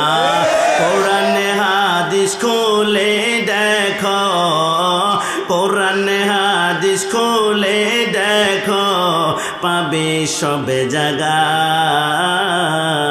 নামাজ ছাড়া রোজ হাসরে নেই কোনো উপায়। জিবরাইল বলো নবী এবার 3 নম্বর জায়গার মধ্যে চলুন। আমার নবী গেল। নবী আপনি কি দেখেছেন? আমার নবী বলে বিশাল একটা রক্তের সাগর দেখলাম, অসংখ্য মানুষ হাবুডুবু খাচ্ছে। এরা আবার কারা? আমার জিবরাইল বলে অন্য কেউ নয়, আর রাশি ওয়াল মুরতাশি কিলাহুমা ফিন্নার। দুনিয়ার জমিনে যারা সুদ বক্ষণ করেছিল এরা মূলত সুদ খায় নাই, গরিব মানুষের রক্তগুলা চুষে চুষে খেয়েছে। যে যত বেশি সুদ খেয়েছে ওর রক্তের সাগরটা অত বেশি লম্বা হবে, নাকটা বের করবে নিঃশ্বাস নেওয়ার জন্য। উপর থেকে ফেরেশতারা পাথর মেরে মাথা চূর্ণ বিচূর্ণ করে ফেলবে। জিবরাইল বুঝতে পারলাম। 4 নম্বর জায়গার মধ্যে দেখলাম বিশাল একটা লম্বা গাছের নিচে একজন নূরানি সুরতের মানুষ বসা আছে। ওই মানুষটাকে বলে অন্য কেউ নয়, ইনি হচ্ছেন মুসলমানদের আদি পিতা হযরতে ইব্রাহিম খলিলুল্লাহ। একটু জবান খুলে বলে সুবহানাল্লাহ। ওনার সামনে দেখলাম কোটি কোটি নাবালক বাচ্চা বসে বসে আল্লাহর কোরআন তেলাওয়াত করছে। এরা কারা? বলে অন্য কেউ নয়। হে আমার নোয়াপাড়ি মাইজপাড়ার ভাইরা, কখনো কি একটাবার চিন্তা করেছেন অনেক সন্তান দুনিয়াতে আসার 1 ঘন্টা পরে মৃত্যুবরণ করে, অনেক সন্তান দুনিয়াতে আসার 2 ঘন্টা পরে মৃত্যুবরণ করে, অনেক সন্তান দুনিয়াতে আসার 1 দিন পরে মৃত্যুবরণ করে। আল্লাহ বুঝলাম না, যে সন্তানটা দুনিয়াতে আসার 1 ঘন্টা পরে মৃত্যুবরণ করবে, একে দুনিয়াতে পাঠানো কি দরকার ছিল? না পাঠালেই তো হতো। মাকে আপনি কেন 10 মাস 10 দিন কষ্ট দিয়েছেন? আমার আল্লাহ বলে রব্বানা মা খালাকতা হাদা বাতিলা, আমি আল্লাহ অনর্থক কোনো কিছু বানাই না। আল্লাহ বুঝলাম না। আমার আল্লাহ বলে সেই সন্তানটা দুনিয়ার জমিনে 1 দিন পরে মৃত্যুবরণ করেছে, এটা আমি আল্লাহর রহমত করেছি। আল্লাহ কেমন রহমত করেছেন? আমার আল্লাহ বলে শুনেই নাও, যেই সন্তানের আব্বা আম্মা কিয়ামতের ময়দানে ফুলসিরাত পার হওয়ার সময় গ্রেপ্তার হয়ে যাবে, এরা ফুলসিরাত পার হতে পারবে না, হাতের মধ্যে আমল নামা নাই, সওয়াব থাকবে না। আমি আল্লাহ ওই সন্তানগুলোর আব্বা আম্মা সন্তানগুলাকে দুনিয়ার জমিনের নাবালক অবস্থায় মৃত্যুবরণ করায়, কোনোটাকে পানিতে ডুবের মধ্যে মৃত্যুবরণ করায়, কোনোটা অ্যাক্সিডেন্টে মৃত্যুবরণ করায়। আল্লাহ কেন কেন? আমার আল্লাহ বলে ওই ছোট্ট বাচ্চাকে কিয়ামতের ময়দানে আমার আল্লাহ বলবে যাও তুমি জান্নাতে, তুমি নিষ্পাপ। ওই ছোট্ট বাচ্চা বলবে আল্লাহ আমি তো জান্নাতে যাব, কিন্তু আমার মা কোথায়? যে মা 10 মাস 10 দিন গর্ভে ধারণ করেছিল, রাতের বেলায় ঘুমাতে পারেনি, চটপট চটপট করেছে। আমার আল্লাহ বলবে তোমার আব্বা মা তো জাহান্নামে, আল্লাহ আব্বা আম্মাকে জাহান্নামে রেখে আমি জান্নাতে যেতে পারবো না। আমার আল্লাহ বলে তাহলে আল্লাহ আমাকে জাহান্নামে ঢুকিয়ে দিন না। আমার আল্লাহ বলে না না, তুমি নিষ্পাপ, তোমার গায়ে একটা পাপ লাগে না, তুমি জাহান্নামে ঢুকতে পারো না। আল্লাহ যদি আমি জাহান্নামে না দেন, তাহলে আমি যদি নিষ্পাপ হয়ে থাকি, আল্লাহ আমার নিষ্পাপ জবানের ওসিলায় আমার আব্বা আম্মাকে মাফ করে দিন না। আমার আল্লাহ বলে রহমতের সাগরে তুফান শুরু হয়ে যাবে। আমি আল্লাহ দেরি না করে ওই নাবালক সন্তানের সুপারিশের কারণে তার আব্বা আম্মার কবরটা সেকেন্ডারি ভিতরে জাহান্নাম থেকে আমি জান্নাতের টুকরা বানিয়ে দিব। জোরে বলে সুবহানাল্লাহ। আরে যুবক, আল্লাহর ইজ্জতের কসম করে বলি, সন্তানকে যে সেক্টরে পড়াতে মন চায় পড়াবেন, সন্তান ইঞ্জিনিয়ার পড়াবেন, সন্তানকে ডাক্তার মন চায় পড়াবেন, ব্যারিস্টার মন চায় পড়াবেন, সন্তানকে প্রত্যেকটা হাফেজে কোরআন এমন কথা বলবো না। ডাক্তার যদি না হয় অপারেশন কে করবে? ইঞ্জিনিয়ার না হলে 5 তলা 10 তলা বিল্ডিংয়ের ফাউন্ডেশন কে নিবে? ব্যারিস্টার যদি না হয় মামলা মোকদ্দমা কে করবে? তবে আজকে থেকে মনে রাখবেন, সন্তান যে সেক্টরেই পড়ুক না কেন, একটা কম্পালসারি সাবজেক্ট কিন্তু রাখতেই হবে। ওয়ারাত্তিল কোরআন কুরআনা তারতিলা, সন্তানকে বিশুদ্ধ কোরআন তেলাওয়াত শিখাবেন। আপনার লাভ হবে কি জানেন? ঈসা রুহুল্লাহ বলে, আমি একদিন একটা কবরস্থানের পাশ দিয়ে যাওয়ার সময় দেখলাম একটা কবর দাউ দাউ করে আগুন জ্বলছে। আমি ভয় পেয়ে গেলাম। ওই কবরটা অতিক্রম করে কিছুক্ষণ পরে আবার সে কবরের পাশ দিয়ে আসতে লাগলাম। আসার সময় দেখতে চিন্তা করলাম একটু আগে আগুন জ্বলছে, এখন দেখি সাপ কামড়ায় নাকি বিচ্ছু কামড়ায়, কোন প্রকারের শাস্তি যেন জ্বলে। আমি আসার সময় যখন নজর করলাম আমি দেখলাম সেইখানে এখন আর কোনো আগুন দেখা যায় না, আযাব দেখা যায় না। ওইখানে 1,00,000 আইটেমের উপরে জান্নাতের বালাখানা তার সামনে পড়ে আছে। ঈসা রূহুল্লাহ সেইটার মধ্যে পড়ে গেল। আল্লাহ একটু আগে জাহান্নাম ছিল, এখন জান্নাত কীভাবে? আমার আল্লাহ বলে, তাহলে শোনো, এই লোকটা মৃত্যুবরণ করেছে আজ থেকে 5 বছর পরে। যেদিন মৃত্যুবরণ করেছে ওই দিন তার স্ত্রীর গর্ভের ভিতরে 8 মাসের একটা সন্তান ছিল। ওই সন্তানটা দুনিয়াতে আজকে আসার পরে 4.5 বছর বয়স হয়েছিল। ওই ছোট্ট বাচ্চাটা আজকে প্রথম মক্তবের মধ্যে গিয়েছে। মক্তবের হুজুর বলল, বাবা আমার সাথে সবক নয়। কিসের সবক? বলে আমার সাথে বলো বিসমিল্লাহির রহমানির রহিম। ছোট্ট বাচ্চাটা যখন বিসমিল্লাহির রহমানির রহিম বলল, আল্লাহর রহমতের সাগর তুফান শুরু হয়ে গেল। আল্লাহ কেন আমার আল্লাহ বলে, ছোট্ট বাচ্চা আমাকে বলে আমি নাকি রহমান, আমি নাকি দয়ালু, আমি নাকি রহিম, আমি নাকি মেহেরবান। আমি আল্লাহর রহমান যদি হই তাহলে তার বাবার কবরে কেমনভাবে আমি আগুন জ্বালাই? আমি যদি রহিম হই তার বাবার কবরে আগুন তো আমার পক্ষে সম্ভব নয়। ওই ছোট্ট বাচ্চাটা যদি আমাকে রহমান রহিম বলে ডাক দিয়েছে, ওই ছোট্ট বাচ্চাটার জবানের কারণে তার আব্বা আম্মার কবরটা আমি সেকেন্ডারি ভিতরে জাহান্নাম থেকে জান্নাত বানিয়ে দিলাম। জোরে বলে সুবহানাল্লাহ। তুমি নবীর উম্মত দাবি করো, সুন্নাহ মানো না, নবীর অপমানে তোমার হৃদয় কাঁদে না। ডান হাত তুলে বলো ঠিক কি না?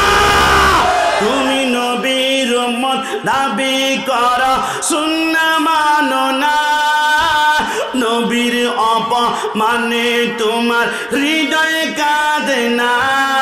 তুমি বিজাতীয় সংস্কৃতিতে সপেছ পরাণ, তুমি কেমন মুসলমান, তুমি কেমন মুসলমান? বলো না, তুমি কেমন তুমি কেমন মুসলমান? নামাজের সাথে নাই পরিচয়, নামাজের সাথে নাই পরিচয়, মানো না কোরআন। তুমি কেমন মুসলমান, তুমি কেমন মুসলমান? তুমি সুদের টাকায় প্রাসাদে গড় ঘোষ ছাড়ো না, দিন দুঃখী না খেয়ে মরে খবর রাখো না। ডান হাত তুলে বলো ঠিক না? তুমি সুদের টাকায় প্রাসাদে গড় ঘোষ ছাড়ো না, দিন দুঃখী না খেয়ে মরে খবর রাখো না। তুমি ঘুষ খেয়ে অবিচার করো সাজিয়া প্রদান, তুমি কেমন মুসলমান, তুমি কেমন মুসলমান? বলো না, তুমি কেমন মুসলমান, তুমি কেমন মুসলমান? কিশোরগঞ্জের বারা যুবকরা, তুমি কেমন মুসলমান? আমার বুঝে আসে না। নবীকে কাউবয় বলে গালি দেওয়া হয়, রাখাল বলে গালি দেওয়া হয়, নবীকে স্টাফ, নবীকে কর্মচারী বলে গালি দেওয়া হয়। তোমার রক্তে আগুন ধরে না, তুমি কেমন মুসলমান? খবরদার, আমরা 1 কোটি বার বলেছি, মাকে গালি দাও কোনো প্রতিবাদ হবে না, বাবাকে গালি দাও কোনো প্রতিবাদ হবে না, আমি কাশিমিকে 1 লক্ষ গালি দাও কোনো প্রতিবাদ হবে না, কিন্তু আমার নবীর বিরুদ্ধে জিহ্বা নাড়ানো যাবে না। আন-নাবিয়্যু আওলা বিল মুমিনিনা মিন আনফুসিহিম, my favourite, my soul, my favourite, my heart, my favourite, my love, my favourite, my life. নবী আমার জান, নবী আমার প্রাণ, নবী আমার কলিজা। সুন্নিদের কলিজায় কেউ হাত দিলে হাত মুছলে ভেঙে ফেলা হবে। ডান হাত তুলে বলে দেখি না, সব সহ্য করা যাবে। আজকে থেকে লিখে রাখবেন, কেউ যদি আমার নবীর বিরুদ্ধে কটূক্তি করে, সেই মূলত কটূক্তি করে নাই, তারা বংশের পরিচয় দিয়েছে। তার মা হচ্ছে একজন, বাবা একজন নয়, বাবা 2 জন, 3 জন, 4 জন হতে পারে।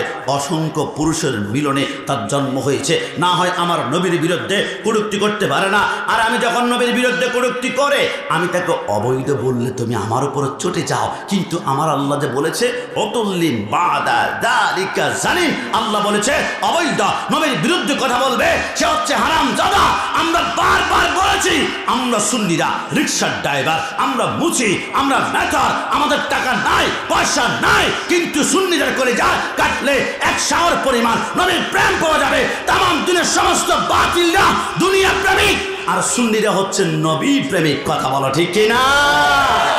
আমি খুব কষ্ট লাগে ওই নবীর বিরুদ্ধে যারা বংশে দাগ লাগাতে চায়, কিন্তু আমার নবীর বংশটা 1 লক্ষ বছর চেষ্টা করলেও তারা কলঙ্ক দাগ লাগাতে পারবে না। নবীর বংশটা কত পুত পবিত্র ছিল, আদম থেকে শুরু করে রসুল্লাহর আব্বা হযরত আব্দুল্লাহ পর্যন্ত আপনারা অ্যানালাইসিস করলে দেখতে পারবেন। বংশটা একটু গণনা করে দেখুন না। হযরতে আদমকে বেটে শীষ, শীষকে বেটে ইয়ানাদ, ইয়ানাদকে বেটে কেনান, কেনানকে বেটে মেলাল, মেলালকে বেটে ইয়ারাদ, ইয়ারাদকে বেটে ইদ্রিস, ইদ্রিসকে বেটে মুতাওয়াশির, মুতাওয়াশিরকে বেটে लमक, लमक के बेटे नूह, नूह के बेटे साम, साम के बेटे जुल्हब, जुल्हब के बेटे शाले, शाले के बेटे आबर, आबर के बेटे दाता, दाता के बेटे राबा, राबा के बेटे तारुक, तारुक के बेटे नाखुर, नाखुर के बेटे तारक, तारक के बेटे इब्राहिम खलीलुल्लाह, इब्राहिम खलीलुल्लाह के बेटे इस्माइल ज़बीउल्लाह, इस्माइल के बेटे कदर, कदर के बेटे अबहम, अबहम के बेटे हमल, हमल के बेटे साबित, साबित के बेटे लाइसा, लाइसा के बेटे इलियासा, इलियास के बेटे ओद, ओद के बेटे अव्वा, अव्वा के बेटे अदनान, अदनान के बेटे मईन, मईन के बेटे नदर, नदर के बेटे मुदर, मुदर के बेटे इलियास, इलियास के बेटे मुदरिका, मुदरिका के बेटे खदीमा, कदीमा के बेटे कदना, कदना के बेटे नदर, नदर के बेटे माली, माली के बेटे फाप, फाप के बेटे गालिब, गालिब के बेटे लुई, लुई के बेटे काब, काब के बेटे मुर्रा, मुर्रा के बेटे किलाब, किलाब के बेटे कुसी, कुसी के बेटे अब्दुल मन्नाफ, अब्दुल मन्नाफ के बेटे हाशम, हाशम के बेटे अब्दुल मुत्तलिब, अब्दुल मुत्तलिब के बेटे अब्दुल्लाह, अब्दुल्लाह के बेटे मुहम्मद रसूलुल्लाह सल्लल्लाहु अलैहि वसल्लम। दुई हाथ तुले बोली या রাসূলুল্লাহ। কি ইয়া রাসূলুল্লাহ বলা থেকে রাগ করেছেন? ইয়া রাসূলুল্লাহ বলে খুশি নাকি বেজার? না, ডান হাত তুলে খুশি না বেজার? আমাদের তকদির সুপ্রসন্ন। বাংলাদেশের আমাদের প্যান্ডেল থেকেও 10 গুণ প্যান্ডেল আছে, লক্ষ লক্ষ মানুষ হয়, 1000 বার লিল্লাহি তাকবীর শোনা যায়, কিন্তু একবারও ইয়া রাসূলুল্লাহ শোনা যায় না, ইয়া রাসূলুল্লাহ শোনা যায় না, ইয়া রাসূলুল্লাহ শোনা যায় না। আজকে আমার কিশোরগঞ্জের ভাইরা, আমি জানি অনেকে আজকে মাহফিলে আসে নাই। দোস্ত, মাহফিলে যাবি না? যাব না। কেন? এটা বিদাতিদের মাহফিল, এটা মাজার পূজারীদের মাহফিল, এটা বিরানি খোর। তাবারক কি আছে? ও তাবারক না, বিরিয়ানি না। বিরিয়ানি কিন্তু আপনাদের কিশোরগঞ্জে পাওয়া যায়, হাজি বিরিয়ানি, কাচ্চি বিরিয়ানি, সুলতান ডাইন। কিন্তু আজকেরটা দেখতে বিরিয়ানি মনে হলো, এটা হচ্ছে তাবারক। আপনি লাখো সালাম ঢুকবে, ইয়া নবী সালাম আলাইকা ঢুকবে, অসংখ্য রকমের দুরূদ শরীফ ঢুকবে, বিসমিল্লাহি ওয়ালা বারাকাতিল্লাহ বলে যখন খাবেন, মৃত্যু ছাড়া যেই করে রোগকে ভালো করবে আমার আল্লাহ, একটু জবান খুলে বলে সুবহানাল্লাহ। অনেকে তোমাদেরকে বিরিয়ানি খোর বলবে, কিন্তু কসম খোদার ভাই যেখান থেকে শুনতে পাও, আমি প্রমাণ করব লিল্লাহি তাকবীর হুসাইনি স্লোগান হতে পারে না, হুসাইনি স্লোগান হতে পারে না। আরে আজকে থেকে আমি প্রমাণ করব যে এই প্যান্ডেলে লিল্লাহি তাকবীর আছে, ইয়া রাসূলুল্লাহ নাই, ওই প্যান্ডেলে আমার নবীও নাই। কথা বলো ঠিক কি না? যেই প্যান্ডেলে ইয়া রাসূলুল্লাহ নাই, ওই প্যান্ডেলে নবী নাই। যেই প্যান্ডেলে নবী নাই, ওই প্যান্ডেলে রাহমাতুল লিল আলামিনের রহমত নাই। আর যেই প্যান্ডেলে রহমত নাই, ওই প্যান্ডেলের যুবক নামাজ পড়বে, রোজা রাখবে, হজ করবে, যাকাত দিবে, নামাজ শেষ করে হাতের মধ্যে হকি স্টিক নিয়ে টঙ্গীর ইজতেমায় 5 জনকে মার্ডার করতে বুক কাঁপবে না। কথা বলা ঠিক কি না? যেই প্যান্ডেলে ইয়া রাসূলুল্লাহ নাই, আজকে থেকে লিখে রাখো, ওই প্যান্ডেলে রাহমাতুল লিল আলামিনের রহমত নাই। যেই প্যান্ডেলের রহমত নাই, ওই প্যান্ডেলের যুবক মুখে দাঁড়িয়ে থাকবে, গায়ে পাঞ্জাবি থাকবে, মাথায় টুপি থাকবে, পরনে পায়জামা। কসম খোদার, এদের অন্তর থেকে নবীকে সরাই ফেলা হয়েছে, মানে এদের অন্তর থেকে মায়া সরাই ফেলা হয়েছে, দয়া সরাই ফেলা হয়েছে। ওই যুবকগুলা হাতের মধ্যে হকি স্টিক জুতা নিয়ে বাইতুল মুকাররমে নিক্ষেপ করতে বুক কাঁপবে না। যাদের অন্তরে ইয়া রাসূলুল্লাহ নাই, আর তাওহীদি জনতা নিয়ে মাঝে মাঝে আপনার মাজার ভাঙবে, আবার মুর্শিদপুরে গিয়ে গরু চুরি করতে বুক কাঁপবে না। কথা বলা ঠিক না? কারণ এদের অন্তর থেকে নবীকে সরাই ফেলা হয়েছে। আজকে থেকে লিখে রাখুন, সুন্নিরা জীবনে কোনো মাজারে আগুন জ্বালায় না, বাসে আগুন জ্বালায় না। একটা দলিল কেউ কে দিতে পারবে যে যুবকদের পায়ের রক সুন্নিরা কোনোদিন কেটেছে?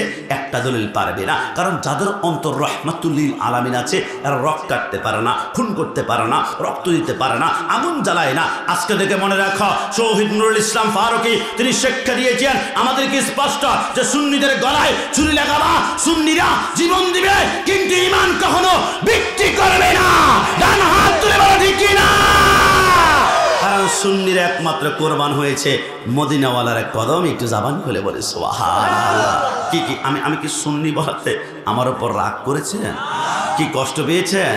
সুন্নি পরিচয় খুশি নাকি বেজার? কারণ দুই হাত তুলে বলতে হবে খুশি না বেজার।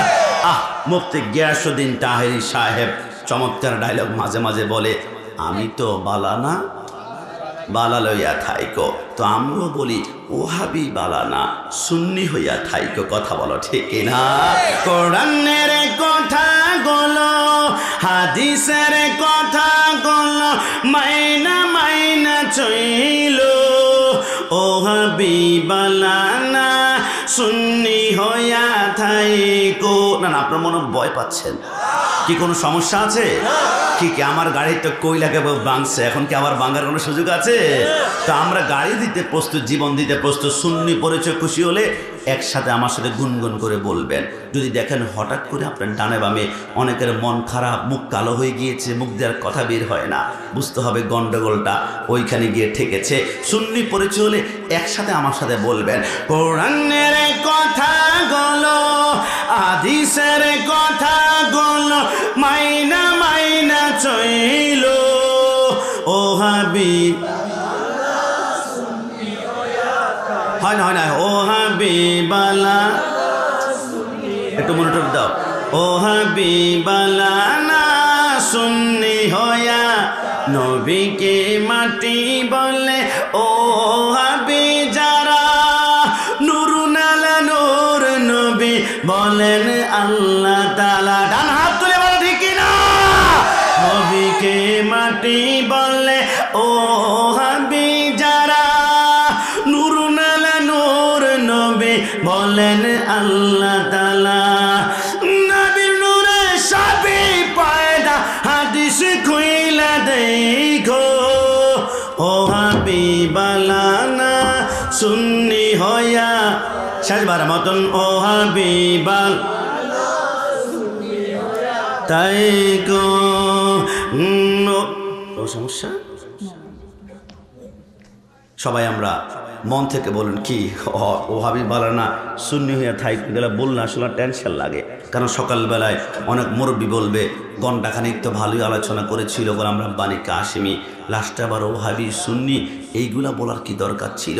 আল্লাহর কসম করে বলি, ওহাবি শব্দ শুনলেই যাদের মাথার রক্ত গরম হয়ে যায়, আমি নিশ্চিত করে বললাম এদের ইমানে ক্যান্সার ক্যান্সার ক্যান্সার হয়েছে। কথা বলা ঠিক না?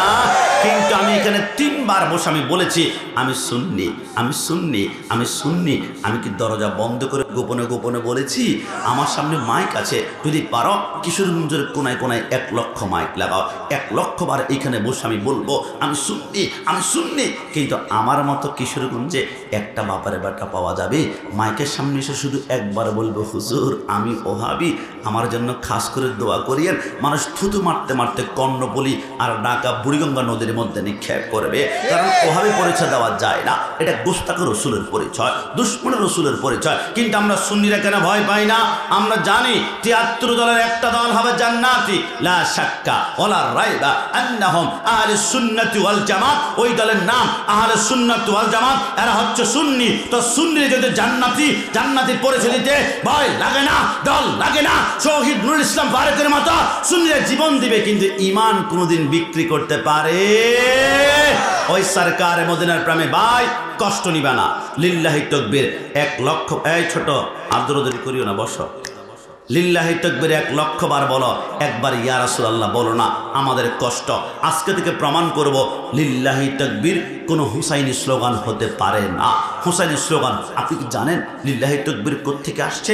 ইমাম হুসাইন কারবালার জমিনে যুদ্ধ করতে করতে করতে হঠাৎ করে হুসাইনের তীরটা থেমে গেল, তলোয়ার থেমে গেল। হুসাইন আপনার তলোয়ার কেন থামলো? হুসাইন বলে আমার তলোয়ার দুনিয়ার কোনো শক্তি থামাতে পারত না, কারণ আমার রক্তে রসুল্লাহর রক্ত মুবারক প্রবাহমান। আমার হাতের মধ্যে মাওলা আলীর তলোয়ার, আমার তলোয়ারের ভিতরে আসমানের সমস্ত বিজলির শক্তি আল্লাহ কারেন্টের মতো ঢুকিয়ে দিয়েছে। তো হুসাইন তলোয়ার কেন থামিয়েছেন? হুসাইন বলে একটি কারণে তলোয়ার থামিয়েছি, আমার জন্মের কিছুক্ষণ পরে রাহমাতুল্লিল আলামিন আমার ডান কানে আজান দিয়েছিল, আল্লাহু আকবার আল্লাহু আকবার আশহাদু আল্লা ইলাহা ইল্লাল্লাহ। রাসূল আমার ডান কানে আজান দিয়ে মুস্কি হেসে বলেছিল, হুসাইন আমার এই আজানের ইজ্জতটা রক্ষা করিও, যেখানে আজান শুনবা দুনিয়ার যত গুরুত্বপূর্ণ কাজ থাকুক না কেন বন্ধ বন্ধ বন্ধ।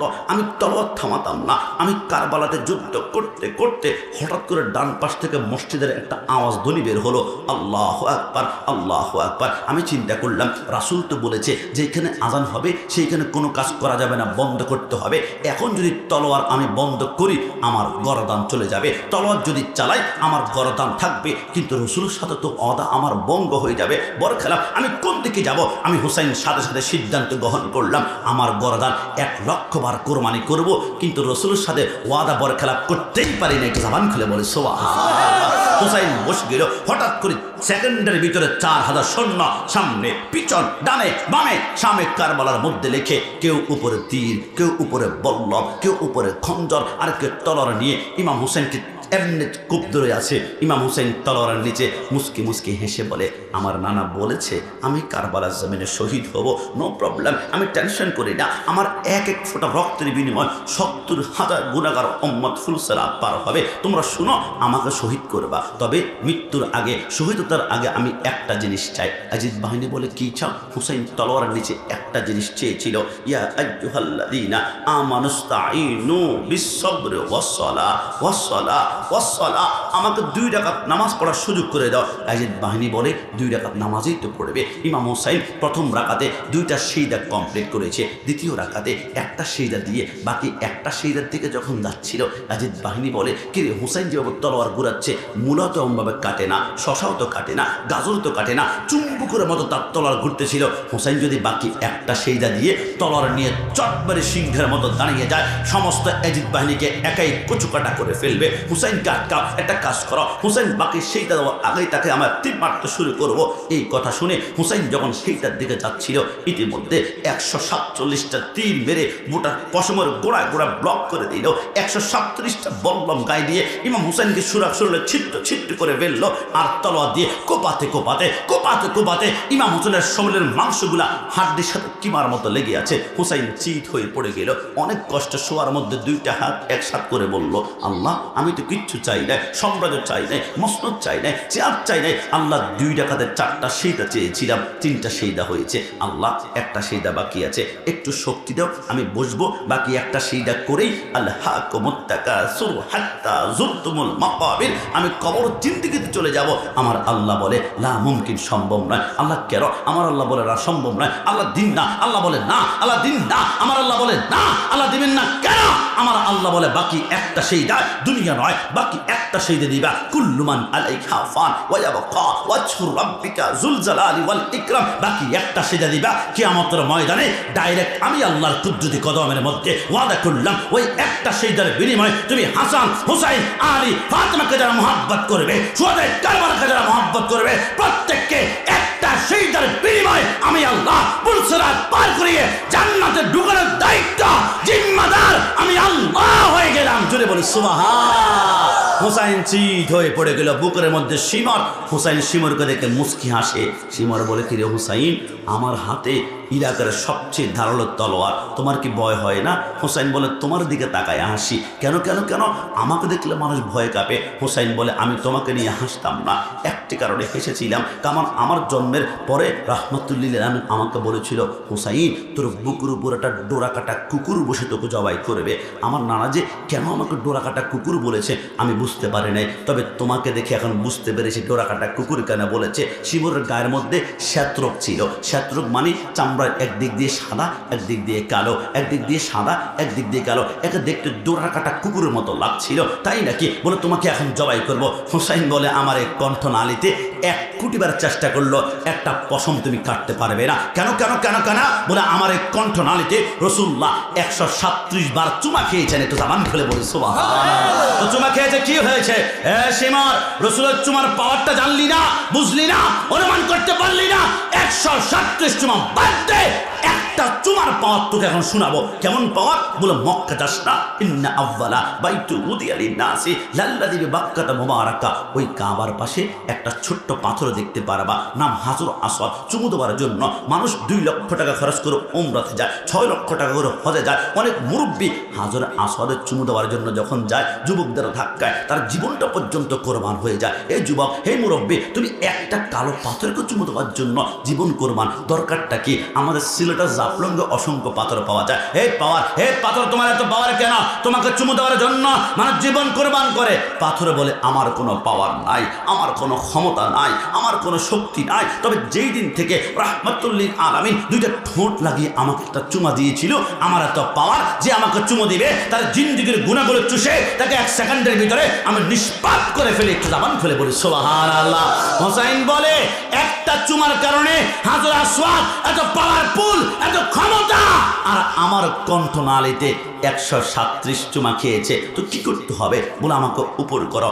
ইমাম হোসেনকে উপর করা হলো। পিছন দিক থেকে মাথাটা আলাদা করে শিমর, ইমাম হোসেনের মাথার চুলগুলা ছিল বাবরি চুল, বাবরি চুলের মধ্যে ধরে কাটা মাথাটা উপরের দিকে যখন উত্তোলন করলো, রক্তের ফোঁটাগুলো টপ টপ করে পড়ছিল। ইয়াজিদ বাহিনী আনন্দ করছে, উল্লাস করছে। সুলতানে কারবালা খতম হয়ে গিয়েছে। কারবালার জমিনে একজন মাত্র বেঁচে ছিল, ইমাম জয়নুল আবেদিন। তিনি চিন্তা করলো, কিরে, আমি পিঠ তো বিছানা থেকে উঠাতে পারছি না, অসুস্থ, না হয় আমার বাবার আগে আমি কোরবান হয়ে যেতাম। বুঝলাম না, কারবালার জমিনে 72 জন নবী পরিবারের সন্তানরা কোরবান হয়ে গিয়েছে, হাত আলাদা, পা আলাদা, রক্ত টইটুম্বর, যাদেরকে নামাজে সালাম না দিলে নামাজ পর্যন্ত হয় না। যে হুসাইন জান্নাতের যুবকদের সরদার, ইনাকে শহীদ করে কারবালার জমিনে উল্লাস করে কারা, আনন্দ করে কারা? কারবালার জমিনে কোনো হিন্দু তো নাই, বৌদ্ধ নাই, খ্রিস্টান নাই, বিধর্মী নাই, সব তো মুসলমান। মুখের মধ্যে দাড়ি, গায়ে পাঞ্জাবি, পরনে পায়জামা, এরা কোন আইটেমের মুসলমান দেখার জন্য আমি মাটির মধ্যে গড়াগড়ি দিতে আমি তাঁবুর সামনে এসে তাঁবুটা যখন আলোক করলাম, আমি দেখলাম বাবা হোসেনের মাথাটা শিমরের হাতের মধ্যে রক্তের ফোঁটাগুলা পড়ছে, আর ইয়াজিদ বাহিনী ওই রক্তের ফোঁটা দেখে উল্লাস করছে, আর ডান হাত তুলে তাকবীর দিচ্ছে, লিল্লাহে তাকবীর, লিল্লাহে তাকবীর, লিল্লাহে তাকবীর। আমি অনেকক্ষণ অপেক্ষা করলাম, একটাবার তারা ইয়া রাসূলুল্লাহ বলে কিনা, কিন্তু খোদার কসম ঘন্টার পর ঘন্টা লিল্লাহে তাকবীর বলে, একটাবার তারা ইয়া রাসূলুল্লাহ বলে নাই, ইয়া রাসূলুল্লাহ বলে নাই। ইমাম জয়নুল আবেদিন মুস্কি হেসে বলে, ওই দিন থেকে কারবালার জমিনে স্লোগান হয়ে গেল 2 ভাগ, 2 প্রকার। একটা হচ্ছে হুসাইনি স্লোগান, একটা হচ্ছে ইয়াজিদি স্লোগান। হুসাইনি স্লোগান হচ্ছে নারায়ে তাকবীর, আল্লাহু আকবার, নারায়ে রিসালাত, ইয়া রাসূলুল্লাহ। আর ইয়াজিদি স্লোগান হচ্ছে লিল্লাহি তাকবীর, লিল্লাহি তাকবীর। আর চায় যুবকদের অন্তর থেকে নবীর নাম মুছে ফেলবে, যুবকদের অন্তর থেকে নবীকে আলাদা করে ফেলবে, যুবকদের অন্তর থেকে ইয়া রাসূলুল্লাহ ধ্বনি মুছে ফেলবে। কিন্তু আমাদের কিশোরগঞ্জ, নোয়াপাড়া, রাউজান, আমাদের এই মুহূর্তে যারা বাসা আছি, কসম খোদার, একজন হুসাইনি কিশোরগঞ্জে থাকতে ইয়া রাসূলুল্লাহ স্লোগান কোন বাপের বেটা বন্ধ করতে পারবে না। যারা হাত তুলে বলে দেখি না,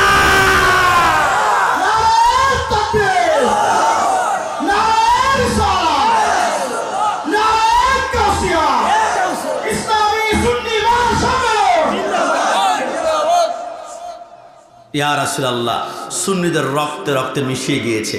আমাদের গরম করতে হয় না, নবীর বিরুদ্ধে কথা বললে আমাদের হৃদয় রক্তক্ষরণ হয়ে যায়। কথা বলো ঠিক না?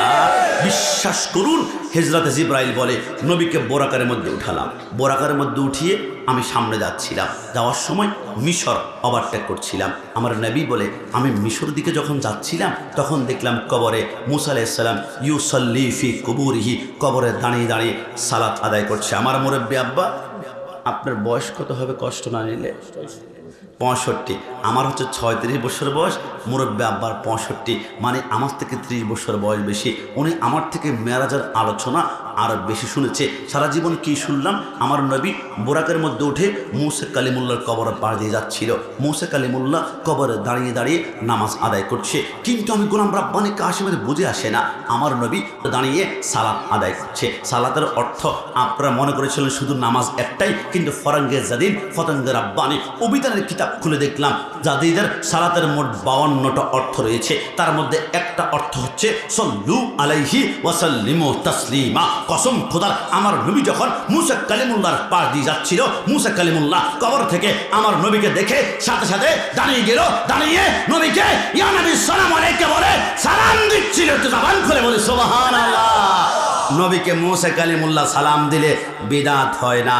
আমরা সুন্নিরা দাঁড়িয়ে ইয়া নবী সালাম আলাইকা বললে বিদাতি বিদাতি। কসম আমি অবাক হয়ে গেলাম, যারা নবীকে সালাম দিলে বিদাতি বলে, আর এই দেখলাম 16 ডিসেম্বরে শহীদ মিনারে গান গায়, সালাম সালাম হাজার সালাম সকল শহীদ স্মরণে আমার হৃদয় রেখে যেতে চায় তাদের স্মৃতির চরণে। বলুন না, সালাম হাজার সালাম মায়ের ভাষায় কথা বলাতে, স্বাধীন আশায় পথ চলাতে, হাসি মুখে যারা দিয়ে গেল প্রাণ, সেই স্মৃতি নিয়ে গেল যায় গান।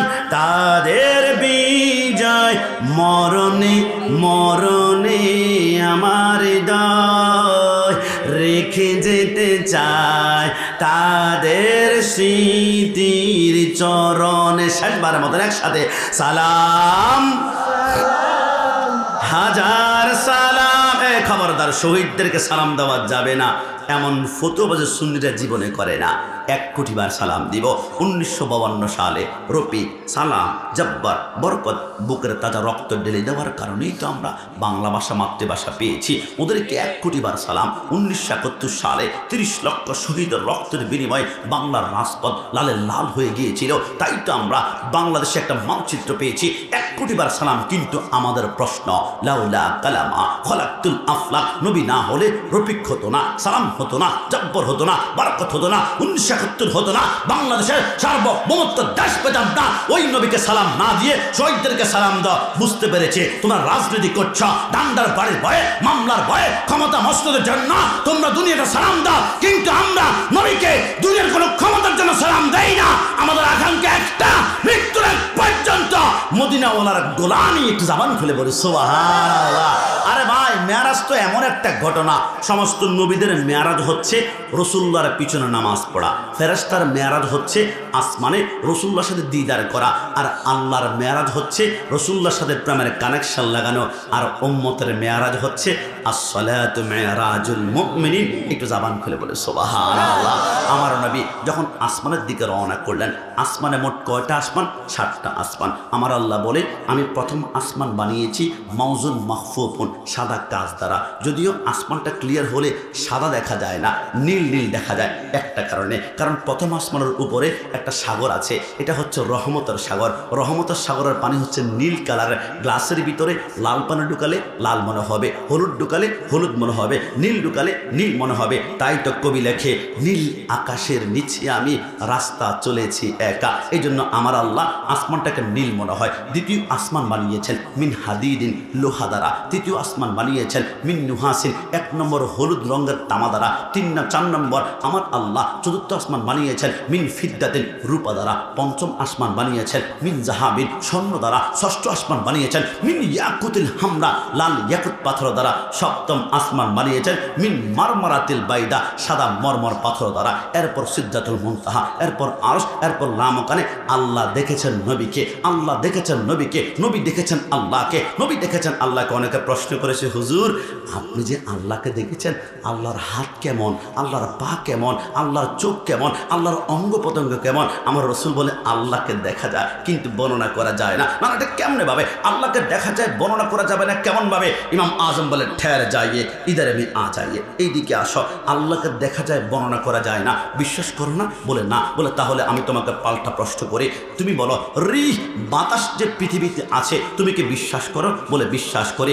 সত্যি বিশ্বাস করো? করো? হ্যাঁ বিশ্বাস করি। বলো বাতাসের রং কেমন, দেখতে কেমন, খাইতে কেমন, টেস্ট কেমন? বলে না বাতাস আছে কিন্তু রং তো কেমন জানি না, বর্ণনা করতে পারি না, খাইতে কেমন, রং কেমন, টেস্ট কেমন বলতে পারি না। আর যেখানে আল্লাহর একটা সৃষ্টি তুমি দেখো, অনুভব করো, বর্ণনা দিতে পারো না, আর সেই সৃষ্টির রং যিনি ওনাকে দেখা যায় কিন্তু বর্ণনা দেওয়া যায় না, একটু জাবান খালি বলে সুবহানাল্লাহ। এবার আমার নবী প্রথম আসমানে গেল। প্রথম আসমানে যাওয়ার পরে কি হলো? জিব্রাইল দরজার মধ্যে ঠক ঠক করে টোকা দিল। ভিতরের ফেরেশতা প্রশ্ন করলো, মান আনতা, আপনি কি? বলে আনা জিব্রাইলু, আমি হচ্ছে জিব্রাইল। তারপর দরজা খোলা হচ্ছে না। প্রশ্ন করা হলো, তোমার সাথে কি আছে? মুহাম্মাদুর রাসূলুল্লাহ। তখন দরজা খোলা হলো। প্রশ্ন যদি করা হয় ভিতরের ফেরেশতা, তুমি কি জিব্রাইলকে চিনো না? বলে চিনি তো, উনি আমার লিডার। তো তাহলে তুমি প্রশ্ন করলে কেন? মান আনতা, জিব্রাইল বলার পর দরজা কেন খুলল না? ভিতরে ফেরেশতা বলে কাহিনী আছে, কেন জানো? প্রত্যেক আসমানে আল্লাহ সৃষ্টির প্রথমে দুইটা করে দরজা বানিয়েছে। একটা দরজা দিয়ে 1,24,000 পয়গম্বর আপ ডাউন করবে, আর আমি জিব্রাইল 24,000 বার রসুলের কাছে গিয়েছিলাম। আর 7টা আসমান বানিয়েছে বাবু মেরাজুন নবী, শুধু স্পেশাল রসুলের জন্য। ওই দরজার মধ্যে লেখা আছে মুহাম্মাদুর রাসূলুল্লাহ সাল্লাল্লাহু আলাইহি ওয়াসাল্লাম। জিব্রাইল যখন আসলো আমি বললাম, জিব্রাইল না, তোমার সাথে কে আছে? যদি বললো আমার সাথে মুহাম্মাদুর রাসূলুল্লাহ, রসুলের নাম বলার সাথে সাথে আমি দরজা খুলে দিলাম। সিদরাতুল মুনতাহা গেল। জিব্রাইল বলে, নবী আপনি শান, আমি আর যেতে পারবো না। আমার নবী বলে, জিব্রাইল কেন যাবি না? জিব্রাইল বলে, আগার একসের মই বারতার ফারাম ফুরুগে তাজাল্লি বে সুদাদ হারাম। নবী আমি যদি এক পরিমাণ সামনে যাই, আমার 600 নূরের পাখা জ্বালিয়ে পুড়ে আল্লাহ আঙ্কার করে ফেলবে, তো কি করবা? জিব্রাইল বলে, আপনি যান না। আরে জিব্রাইল তুমি যাবে না কেন? জিব্রাইল বলে, নবী আপনি কখনো আমার মতন নয়, আমি আপনার মতন নয়। তাহলে জিব্রাইলের আকীদা হচ্ছে রসুল আমার মতন নয়, সুন্নিদের আকীদা হচ্ছে রসুল আমার মতন নয়। কসম খোদার, জিব্রাইল এবং সমস্ত ফেরেশতাও সুন্নি। একটু জাবান খুলে বলে সুবহানাল্লাহ। না আপনারা অনেকে মনে করবেন হুজুর একটু জোর করিয়ে বলছেন, ফেরেশতা আবার সুন্নি হয় কেমনে? আমি 2 মিনিটে প্রমাণ করতে পারবো আসমানের চন্দ্র সুন্নি, সূর্য সুন্নি এবং ফেরেশতারাও সুন্নি। একটু জাবান খুলে বলে সুবহানাল্লাহ। আসমানের চন্দ্র কিভাবে সুন্নি আপনি একটু খেয়াল করেন। বুখারী শরীফের মধ্যে আসে, আমার রসুল একদিন রাতের বেলায় টুকটুক করে হাসছিল। আবু জাহেল, আবু লাহাব 70 জন কাফের রসুলকে ধরেছিল। মোহাম্মদ সত্য নবী হয়ে থাকলে আসমানের চাঁদ দ্বিখণ্ডিত করো। যখন আমার রসুল আঙ্গুলের ইশারা করলো, চাঁদ 2 টুকরা হতে লাগলো। ওই মুহূর্তে চাঁদ বলতে পারতো, মোহাম্মদ তুমি আমাকে ইশারা করলে কাজ হবে না, আমি চাঁদকে বানিয়েছেন আল্লাহ, আল্লাহর ইশারা ছাড়া, নির্দেশ ছাড়া ডানেও যাব না, বামেও যাব না। কিন্তু চাঁদ কোনো কথা বলে না। রসুল ইশারা করেছে তো চাঁদ 2 টুকরা হতে লাগলো। কিরে চাঁদ, তুই আল্লাহর নির্দেশ ছাড়াই রসুল্লাহর ইশারায় 2 ভাগ হতে লাগলি। চাঁদ মুস্কি মুস্কি হেসে বলে, ये चांद तू चमकता है, ये तेरे भूल है, तू भी मेरा हुजूर का कदमों के धूल है। আর আমি চাঁদ রাসূলুল্লাহর আঙ্গুল ইশারায় 2 ভাগ হওয়ার প্রশ্নই আসে না। তবে আমি একটা করে 2 ভাগ হয়েছি, কারণ আমি চাঁদকে বানিয়েছে রসুলের কদমের ধুলা দিয়ে। একটু জাবান খুলে বলি সুবহানাল্লাহ। আমি চাঁদ নবীকে ভালোবাসি, আমিও সুন্নি। একটু জাবান খুলে বলে সুবহানাল্লাহ। সূর্য সুন্নি বিশ্বাস হয় না? মাওলা আলী বসা, হঠাৎ করে আমার রসুল মাওলা আলীর পাজরের মধ্যে মাথাটা রেখে ঘুমিয়ে পড়লো। মাওলা আলী যখন কজরের মধ্যে রসুল ঘুমিয়ে পড়লো, আসলে সূর্য ডুবে যায়, সূর্য ডুবে যায়, সূর্য ডুবে যায়। হঠাৎ করে মাওলা আলী কান্না করলো।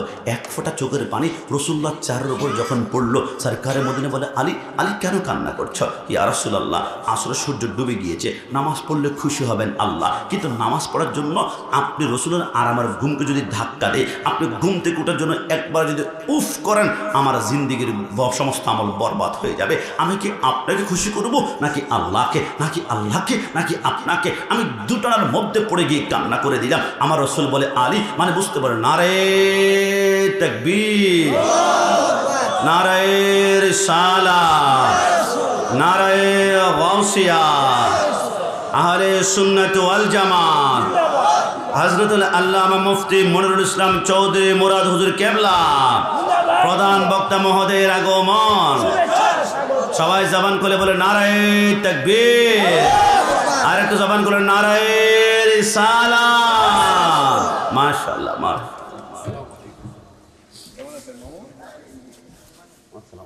কেমন আছেন ভাইয়া? ভালো আছেন? জি ভালো আছেন? জি জি জি, আসসালামু আলাইকুম। হ্যালো, সবাই জবান খুলে বলে মারহাবা। কি কি আপনাকে চলে যাচ্ছে? হুজুর আসছে মানে তো সবাই এখন আসবে, আমি তো একটু বোঝাচ্ছিলাম। সবাই জবান খুলে বলি মারহাবা। না না, এই আওয়াজে নেওয়া যাচ্ছে না, সবাই ডান হাত তুলে বলে মারহাবা। আমি আমার হুজুরের অনুমতিক্রমে 2 থেকে 3 মিনিটে আমার আলোচনার শেষের দিকে আমি নিয়ে যাচ্ছি। আমার সরকারে মদিনা সাল্লাল্লাহু আলাইহি ওয়াসাল্লাম আমি প্রমাণ করতে চাচ্ছিলাম যে আসমানের চন্দ্র এবং সূর্য তারা দুজনেই শূন্য ছিল। যেমন সূর্য কেমনভাবে শূন্য ছিল একটু খেয়াল করে শেষ করছি। আমার রসুল যখন ঘুমিয়ে পড়লো, মাওলা আলীর চোখের পানি পড়লো। আমার রসুল বলে, আলী এখন কি তুই নামাজ পড়তে চাও? ইয়া রাসূলুল্লাহ, নামাজ তো পড়তে চাই, কিন্তু সূর্য তো ডুবে গিয়েছে, নবী কেমনে সম্ভব? আমার রসুল বলে, আলী ইয়াস অর নো, হ্যাঁ অথবা না, নামাজ পড়তে চাও কিনা? চাই। আমার রসুল এই কথা বলার সাথে সাথে মাওলা আলীর সামনে রসুল শাহাদাত আঙ্গুলটা বের করে ডুবন্ত সূর্যের দিকে একটা ইশারা করেছিল। ওই মুহূর্তে সূর্য বলতেই পারত, মোহাম্মদ আমাকে ইশারা করে কাজ হবে না, আমি সূর্য উঠি পূর্ব দিকে, আমি ডুবি পশ্চিম দিকে, আমি উঠি পূর্ব দিকে, ডুবি পশ্চিম দিকে, আমি পশ্চিম দিকে উঠি না। কিন্তু সূর্য কোনো কথা বলে না। রসুল ইশারা করেছে তো সূর্য উঠতে লাগলো, আল্লাহর নির্দেশও লাগে নাই, উঠতে লাগলো। কিরে সূর্য, তুই আল্লাহর নির্দেশ ছাড়াই তুই মাগরিবের ওয়াক্ত থেকে আসর ওয়াক্ত উঠলি, কারণটা কি? সূর্য বলে, জানো না? কদ নারা তাকাল্লুবা ওয়াজহিকা ফিস সামাই ফালা নুওয়াল্লি আন্নাকা কিবলাতান তারদা। খুদা কি রাদা চাহতা है दुआ लम, खुदा चाहता है रज़ाए मोहम्मद। तमाम दुनिया चाहे अल्लाह, अल्लाह खुशी করতে চায় মদিনা ওয়ালা। ওই নবীর আঙ্গুলের ইশারা যদি আমি মাগরিব থেকে আসর ওয়াতি, আল্লাহ আমাকে ধ্বংস করবে না, নবীর মহব্বতে 1000 গুণ দামি করবে। আমি সূর্য নবীকে ভালোবাসি, আমিও সুন্নি। একটু জবান খুলে বলি সুবহানাল্লাহ। আবার বিশ্বাস করুন, আসমানের প্রত্যেকটা সুন্নি। জিবরাইল বলে, নবী আপনি সামনে সিদরাতুল মুনতাহা থেকে যান, আমি যেতে পারবো না, কারণ নবী আপনি আমার মতন নয়, আমি আপনার মতো নয়। আমরা সুন্নিদের আকীদা রসুল আমার মতন নয়, জিবরাইলের আকীদা রসুল আমার মতন নয়। জিবরাইল সুন্নি, জিবরাইল হচ্ছে মুআল্লিমুল মালায়েকা, সমস্ত ফেরেশতাদের লিডার। তো জিবরাইলের আকীদা যদি হয় রসুল আমার মতন নয়, মিকাইলের আকীদা রসুল আমার মতন নয়, ইসরাফিলের আকীদা রসুল আমার মতন নয়, আজরাইলের আকীদা আমার মতন নয়। মাকামুন নবুয়তের মধ্যে লেখে, আজরাইল যখন কিশোরগঞ্জে কোনো ঘরের মধ্যে যাবে মানুষকে মৃত্যুবরণ করানোর জন্য, আজরাইল প্রথম আকীদার লিস্টটা হাতের মধ্যে নেয়, দেখি তো ওর আকীদা কেমন ছিল, আকীদার উপর ডিপেন্ড করে তার রুটা কবজ করা হবে। আমি যখন দেখি তার আকীদা হচ্ছে রসুল মাটি, রসুল আমার মতো, রসুল আমার মতো, রসুলকে হাজির নাজির নয়, তার আকীদা আল্লাহর আকীদা, ফেরেশতার আকীদার সাথে সাংঘর্ষিক, তার রুটা এমনভাবে টান দে 37টা রক 2 টুকরা 2 টুকরা 2 টুকরা করে খান খান করে ফেলি। যখন কোনো সুন্নির ঘরে যায় তখন দেখি তার আকীদা রসুল হচ্ছে বেমাসাল, আমার মতো হতে পারে না, মিলাদুন নবী মানে রসুল হাজির নাজির, রসুল নূর। আমি তার রুটা এমনভাবে কবজ করে 6 মাসের বাচ্চা অসুস্থ হলে পিঠের মধ্যে 3টা আঙ্গুল দিয়ে ম্যাসাজ করলে যেমন আরাম আরাম লাগবে, আমি তার রুটা আরামে আমায় কবজ করে তাকে চোখের পলকে জান্নাতের চৌকাটে পৌঁছায় দেয়। একটু জবান খুলে বলি সুবহানাল্লাহ। আমরা সুন্নি হতে পেরেছি, সবাই জবান খুলে একবার বলি আলহামদুলিল্লাহ। না, জবান খুলে আলহামদুলিল্লাহ। सुन्नी किस्मत की बात है, सुन्नी नसीब की बात है, सुन्नी तकदीर की बात है। जिब्राइल बोले, আমি থেমে গেলাম। রসুল গেল কোথায়? গেল আরশ মাকান কাবা কাউসাইনি আও আদনা। আমার আল্লাহ বলে, বন্ধু আমার জন্য আপনি কি এনেছেন? আমার রসুল বলে, আত্তাহিয়াতু লিল্লাহি ওয়াস সালাওয়াতু ওয়াত তাইয়িবাতু। আমার আল্লাহ বলে, বন্ধু আপনাকে আমি দিলাম গিফট উপহার, আসসালামু আলাইকা আইয়ুহান নাবিয়্যু ওয়া রাহমাতুল্লাহি ওয়া বারাকাতুহু। আমার নবী আসার সময় অনেক কথা হয়েছে, আসার সময় 50 ওয়াক্ত নামাজ নিয়ে এসেছে। 6ষ্ঠ আসমানে মুসা কালিমুল্লাহর সাথে সাক্ষাৎ হলো। মুসা কালিমুল্লাহ বলে, নবী কি নিয়ে আসছেন? 50 ওয়াক্ত নামাজ হাদিয়া দিয়েছে। মুসা কালিমুল্লাহ বলে, পারবে না, উম্মত দুর্বল হবে, হায়াত কম পাবে, আপনি আবার কমিয়ে আনেন। রসুল আমার গেল 1 বার 2 বার 5 বার 7 বার 9 বার গিয়ে 45 ওয়াক্ত নামাজ কমিয়ে সর্বশেষ আর 5 ওয়াক্ত নিয়ে আসলো। মুসা কালিমুল্লাহ বলে, নবী আর কত ওয়াক্ত? বলে 5 ওয়াক্ত। পারবে না, আপনি আবার যান। আমার নবী বলে, মুসা একবার গেলে 5 গনে, 9 বার গিয়েছি, 45 শেষ, আর আছেই তো 5 ওয়াক্ত। ওই 5 ওয়াক্ত যদি কমাই ফেলায় তাহলে তো 0 হয়ে যাবে। শূন্য। গিফট কোথায়? উপহার কোথায়? মুসা কালিমুল্লাহ বলে, তাই নাকি? কিরে মুসা, তাই নাকি মানে তুমি কি হিসাব করছো না? মুসা কালিমুল্লাহ বলে, নবী আমি তো আমার হিসাব নিয়ে ব্যস্ত। কিরে মুসা, তোমার হিসাব কি? মুসা কালিমুল্লাহ বলে, খোদার কসম, আলাম তারা কাইফা ফাআলা রাব্বুকা।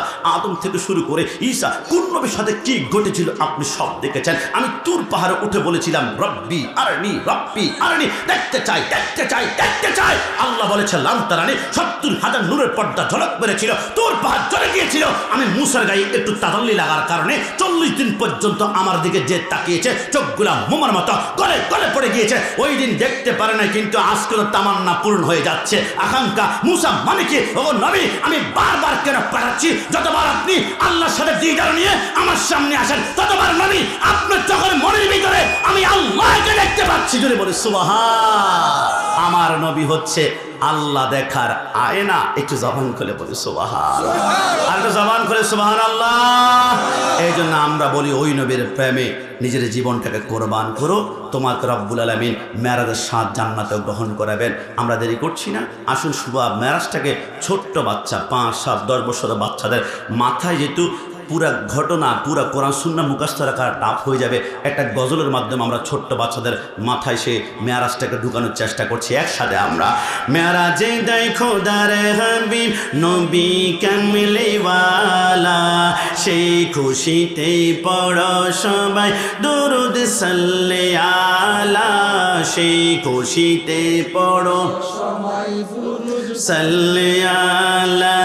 জিবরাইলে হুকুম পায়া মক্কায় আসে দাওয়াত লয়া, উম্মে হানির ঘরে পেলেন নবী কামলিওয়ালা, সেই খুশিতে পড়ো সবাই দুরুদ সাল্লে আলা।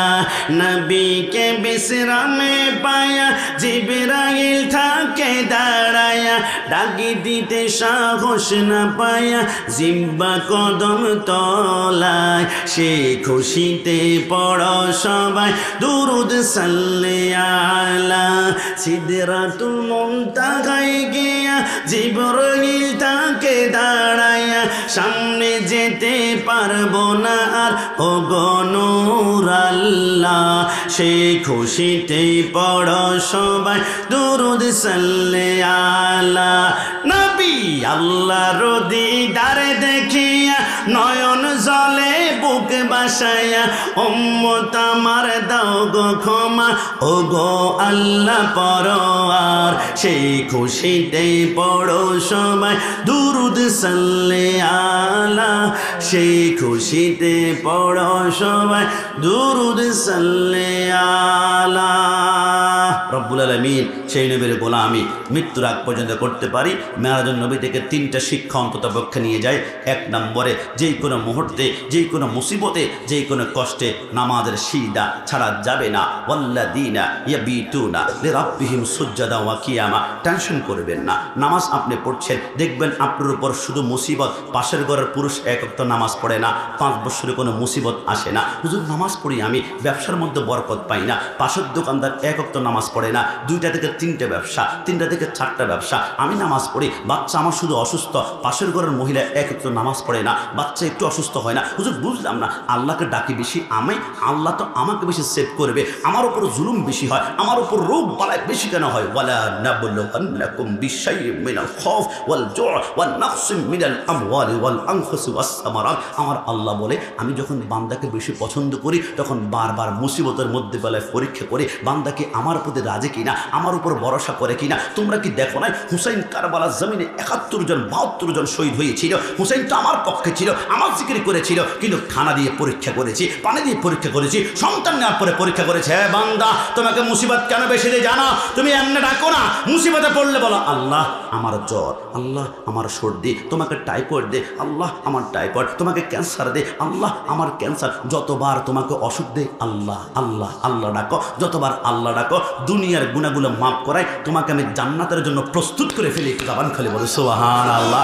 আজ একটানা 5, 6, 7 বছর যদি অসুস্থ না হন, তাহলে টেনশনের বিষয়। কারণ সৃষ্টি জগতে একজন মানুষ জীবনে অসুস্থ হয় নাই, রোগ হয় নাই, সর্দি হয় নাই, কাশি হয় নাই, একটা পিপিলিকা পর্যন্ত কামড় দেয় না। লোকটা বলেছিল আনা রব্বুকুমুল আলা, আমি সবচেয়ে বড় খোদা। ওর নাম হচ্ছে ফেরাউন। কারণ কি জানো? ফেরাউন বলেছিল আল্লাহ আমি জানি তুমি একমাত্র লাশারের খোদা, কিন্তু দুনিয়ার ক্ষমতা আমাকে মোহ করে নিয়েছে, দুনিয়ার ক্ষমতায় পাগল হয়ে গিয়েছি। আল্লাহ দুনিয়াতে আমাকে রাজত্ব দাও, জাহান্নাম আমাকে জ্বালিয়ে আঙ্কার করে ফেলিও, আমার কোনো কষ্ট নাই, দুঃখ নাই। সে যদি নিজ থেকে জাহান্নাম চেয়ে নিয়েছে, এই জন্য জাহান্নামে আঙ্কার করব, এই জন্য দুনিয়াতে একটু হার হামেশা আরাম আয়েশের মধ্যে রেখেছি। কিন্তু মুমিন ব্যক্তির জন্য দুনিয়া হবে একটা জেলখানার মতো।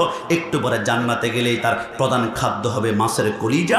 এরপরে সামনে গেলে দেখবে একটা ছোট্ট মার্কেট রয়েছে, মুসলিম শরীফের মধ্যে লেখে আপনার ওই জান্নাতের মার্কেটে সবজি পাওয়া যাবে না, ড্রেস পাওয়া যাবে না, বড় বড় লেহেঙ্গা শাড়ি পাওয়া যাবে না। ওইখানে শুধু পিকচার আর পিকচার, ছবি আর ছবি থাকবে। কোনো ব্যক্তি যখন একটা ছবির সামনে গিয়ে বলবে ইস ছবিটা কত সুন্দর, সাথে সাথে ওই ছবির মতো আল্লাহ তার চেহারাটা বানিয়ে দিবেন। একটু জবান খুলে বলে সুবহানাল্লাহ। রব্বুল আলামিন আমাদেরকে সেই জান্নাতে ঢুকার, জান্নাতে প্রবেশ করার তৌফিক দান করো। সবাই জবান খুলে বলি আমিন। ভাইজানকে বসিয়ে 5-10 মিনিট কথা বলেছি, আমি সরি, ক্ষমা প্রার্থী, আশা করি ছোট ভাই হিসেবে ক্ষমা করবেন। আর আমাদের এই সুন্নিয়তের মহাব্বতের কারণে ভাইয়ের সাথে আমার হয়তোবা রক্তের সম্পর্ক নাই, তবে রক্তের চাইতে দামি সম্পর্ক ইমানি সম্পর্ক। ডান হাত তুলে বলো ঠিক না? আমি তো বারবার বলেছি, আমার স্ত্রী আমার সাথে শুয়ে আছে, হঠাৎ করে নবীর বিরুদ্ধে কটূক্তি করলো, সেকেন্ডের ভিতরে 1 তালাক, 2 তালাক, 3 তালাক। আবার যদি আমি কটিয়াদি গিয়ে দেখি কোন মুচি রসুলকে ইয়া নবী সালাম ওয়ালাইকে বলে সালাম দেয়, 1 সেকেন্ডের ভিতরে বুকের মধ্যে ঝাঁপ দিয়ে ধরবে। আমাদের বন্ধুত্ব হবে নবীর প্রেমের কারণে, আবার দুশ্মনী হবে নবীর দুশ্মনীর কারণে। কথা বলো ঠিক না? রব্বুল আলামিন মৃত্যুর আগ পর্যন্ত রাসূলের গোলামি করতে পারে। গোলামান মুস্তাফা জান দেনে সে नहीं डरते, ये सर कट जाए ये रह जाए कुछ परवाह नहीं करते। अस्सलामु अलैकुम व रहमतुल्लाहि व बरकातहू।